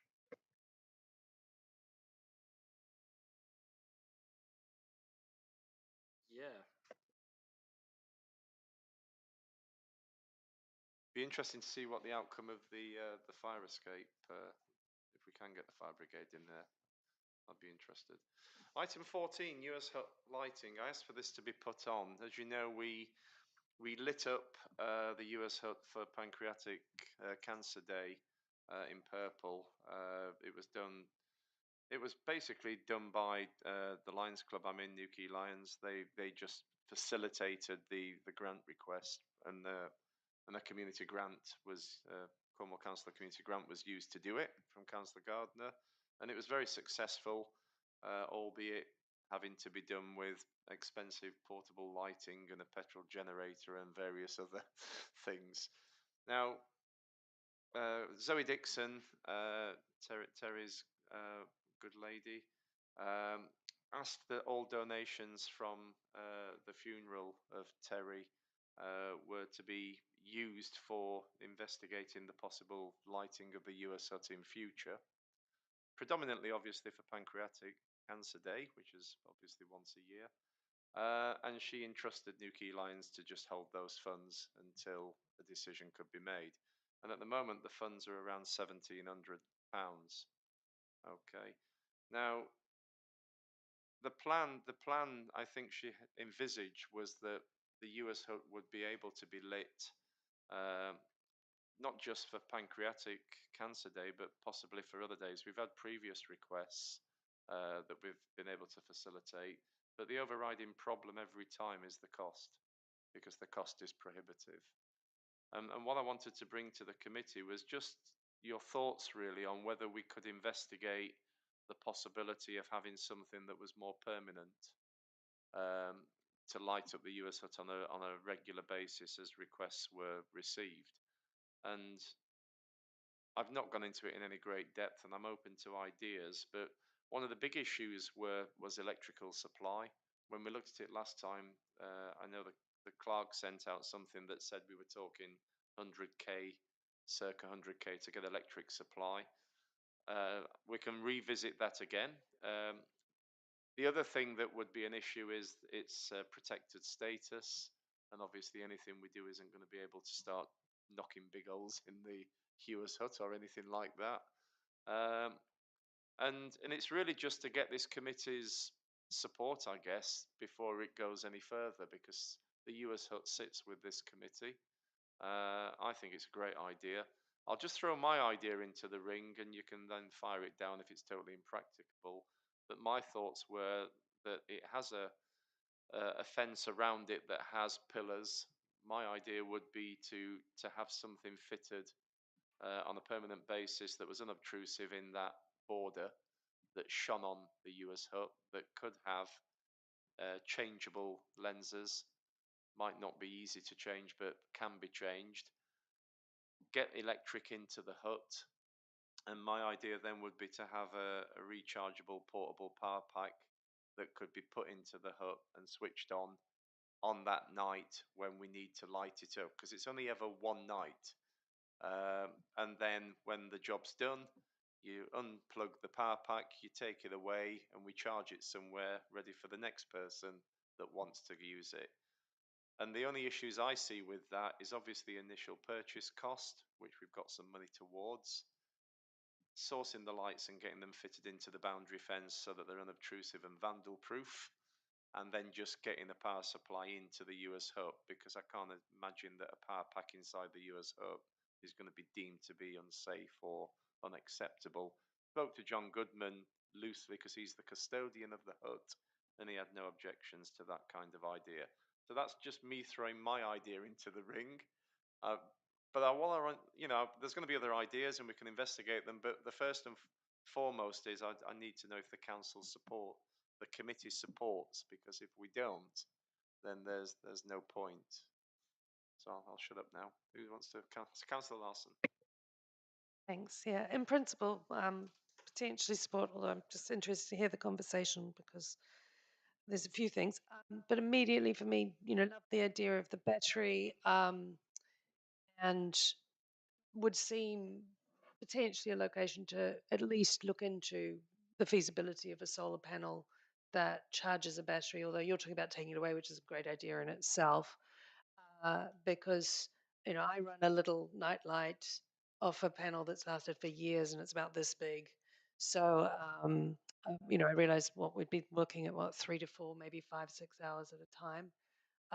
And that technology is about 8 years old. So the technology now potentially could maybe power that cleanly for us. And then also it's a bit of a story to be told about protecting the ocean there as well around the state. But yeah, interested to hear others, but in principle, yes. And that's a good idea. I mean, solar's great. My only concern with solar was that it's where you put the panel that's not obtrusive on the US hut. If it was a normal building, we could have a big solar panel and that'd do it. But this has got to not affect the hut. The hut's got to look like the hut. That's the main thing.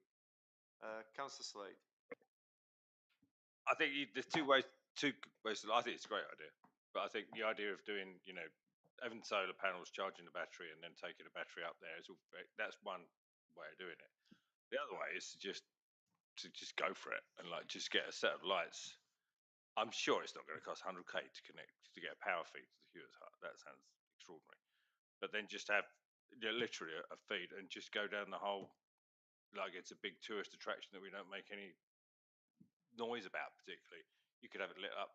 I'm instantly thinking the Eiffel Tower and the Empire State. But you go green on St Patrick's Day. You could do this.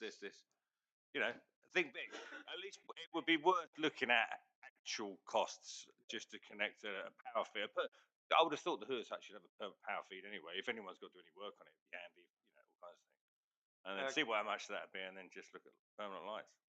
I'll have to propose 15 minutes. Can I have a seconder, please? Sorry, Councillor Gardner, all in favour? Thank you. This is the last item, so we can talk about it all night. We can always close the meeting down if once we've supported it or not. Gardner. Happy to support. Agree with Steve. So the battery packs are one idea, but actually the gold-plated solution is we get electric. There's a lamppost right there. We're tapped into lampposts right through the town for running lights because we do it every Christmas. There must be a solution that gets us tapped into that lamppost. However, we've got to do it. I wouldn't pledge we put a solar panel up there. I'd rather be powering Mount Maltwise with solar panels and we take it down there and plug the battery pack in. It's not going to be every night of the year it needs to go up there. John Goodman said he's quite happy to, on the days when it needs to be done, carry the battery pack up there and all that sort of stuff. I'm all for it. In fact, I'd already said I was going to use another £500 of community chest to light it up again later this year. So I'm happy to use that money to add to the £1,700 that's already been raised to go towards it as well. Councillor Monk? Yeah, I thought your original idea was actually a really good idea with the battery pack, but at the same time, I can't believe it's going to cost 100 grand to get a suitable power supply up there. And I agree with Councillor Slade and Gardner that it would be a really good idea as well to properly investigate getting a permanent power supply up there, because that then will just make life miles easier and give us a bigger range of options of how to light it for these special occasions. So I'm in complete support with supporting it, and very, very happy to go along the lines of investigating to put a permanent power supply up there. But your idea of battery, if that's in the shorter term, it's still a great idea. So that's what I think. It was only looking at the actual usage of the lights and the fact it's only ever for one night, and it just seemed if it's going to cost thousands to get a power supply in, and it's only going to cost £1,000 to buy a battery pack, and like you say, we can charge it anywhere. I mean, yeah. I mean, okay. I'm happy to propose that we support in principle the project, and we direct our office. Who would it be, Joe? Would it be you, Joe, or would it be Dan? Yeah, skate park's finished. So I'm happy to propose that in principle we support the project and that we task Joe Pawicki, supported by Joe Ashton, to investigate the options of having a permanent ability to light up the US Hut for special occasions. Do I have a seconder? Councillor Monk and Councillor Slade, everybody, all in favour? Thank you. 15, budget monitoring report. Have we had one? Not this month. Okay. Any other business? Councillor Slade. Just quickly, because I am a fan of signs, I just wondered where we were going with the signpost for the South West Coast Path. Because again, I've started to notice people wandering around looking confused with maps. Outside my house. Thank you. It's probably dropped Bubbling the ball under. in the last couple of weeks or so. So we had a meeting with who was it, Joe? It was it Common Council Officer, or it was the South West Coast Path Rep? Yeah. So we had a walk around with the South West Coast Path Rep. it was actually quite interesting because they themselves were quite surprised at how badly signposted it was. So they've taken that feedback away from our walk around, and they have two different kind of pieces of software that you use to map this out. So it's quite interesting. They've got an ancient kind of map software that they use for a lot of it, and they've got a newer version which they are trying to slowly update. The one thing that's stopping them from moving any further in the immediate time frame is the King's the King's Coast Path, which is going to have an impact on um, how it goes and where it goes. So yeah. So the whole path is getting a review as part of this King's Coast Path. So that it's actually being merged. So it sounded quite messy, but we've highlighted some areas which we think would benefit from additional signage. One was at the end of the tram tracks, which was quite a good one, and even the bid signage, regrettably for them, is quite confusing as well, because there's a couple of locations where they're referring to this old database. So they actually send people down one way when the actual Coast Path website sends people the other. So it's a worthwhile exercise, and it's actually quite enlightening. So they've taken our feedback, and yeah, we'll pick up with them, see where they've got with it. But yeah, I think it was a case worth making. Just quickly on any other business, Mark from Bid will complain at me if I don't raise it. We now have an empty shipping container at Mount Wise at the Coral Society is vacated, so he's expressed an interest in storing some events, gazebos, and tables and stuff like that, which he's hoping to secure through external funding. And he just wants to know if this doesn't have to be a decision now. I appreciate we're tight on time, but he wants to know if BID could use that storage facility, the shipping container at Mount Wise, free of charge, and then the town council would be able to use that events infrastructure as and when we see fit as kind of in-kind support. So it was just whether you had any strong feelings on that. What's your thoughts, Joe? I mean, were you looking forward to having it for anything in particular? No, thank you, Chair. Yeah, yeah, I know I get kicked out, I can move in. But yeah, I met with Mark last week. He's assured me it will only take up half of the container. We do use that container for hanging baskets, which is tucked in at the back, but it's achievable. Yeah. And to use them for events, I'm sure Melissa would happily accept that. Yes. Anybody, any objection to that? So I'll propose then that we agree to that on the basis we can use the equipment. Seconder, Councillor Larson, all in favour?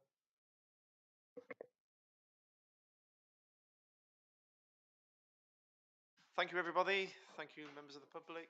And meeting closed. Next meeting is April the 18th. Well done, Drew.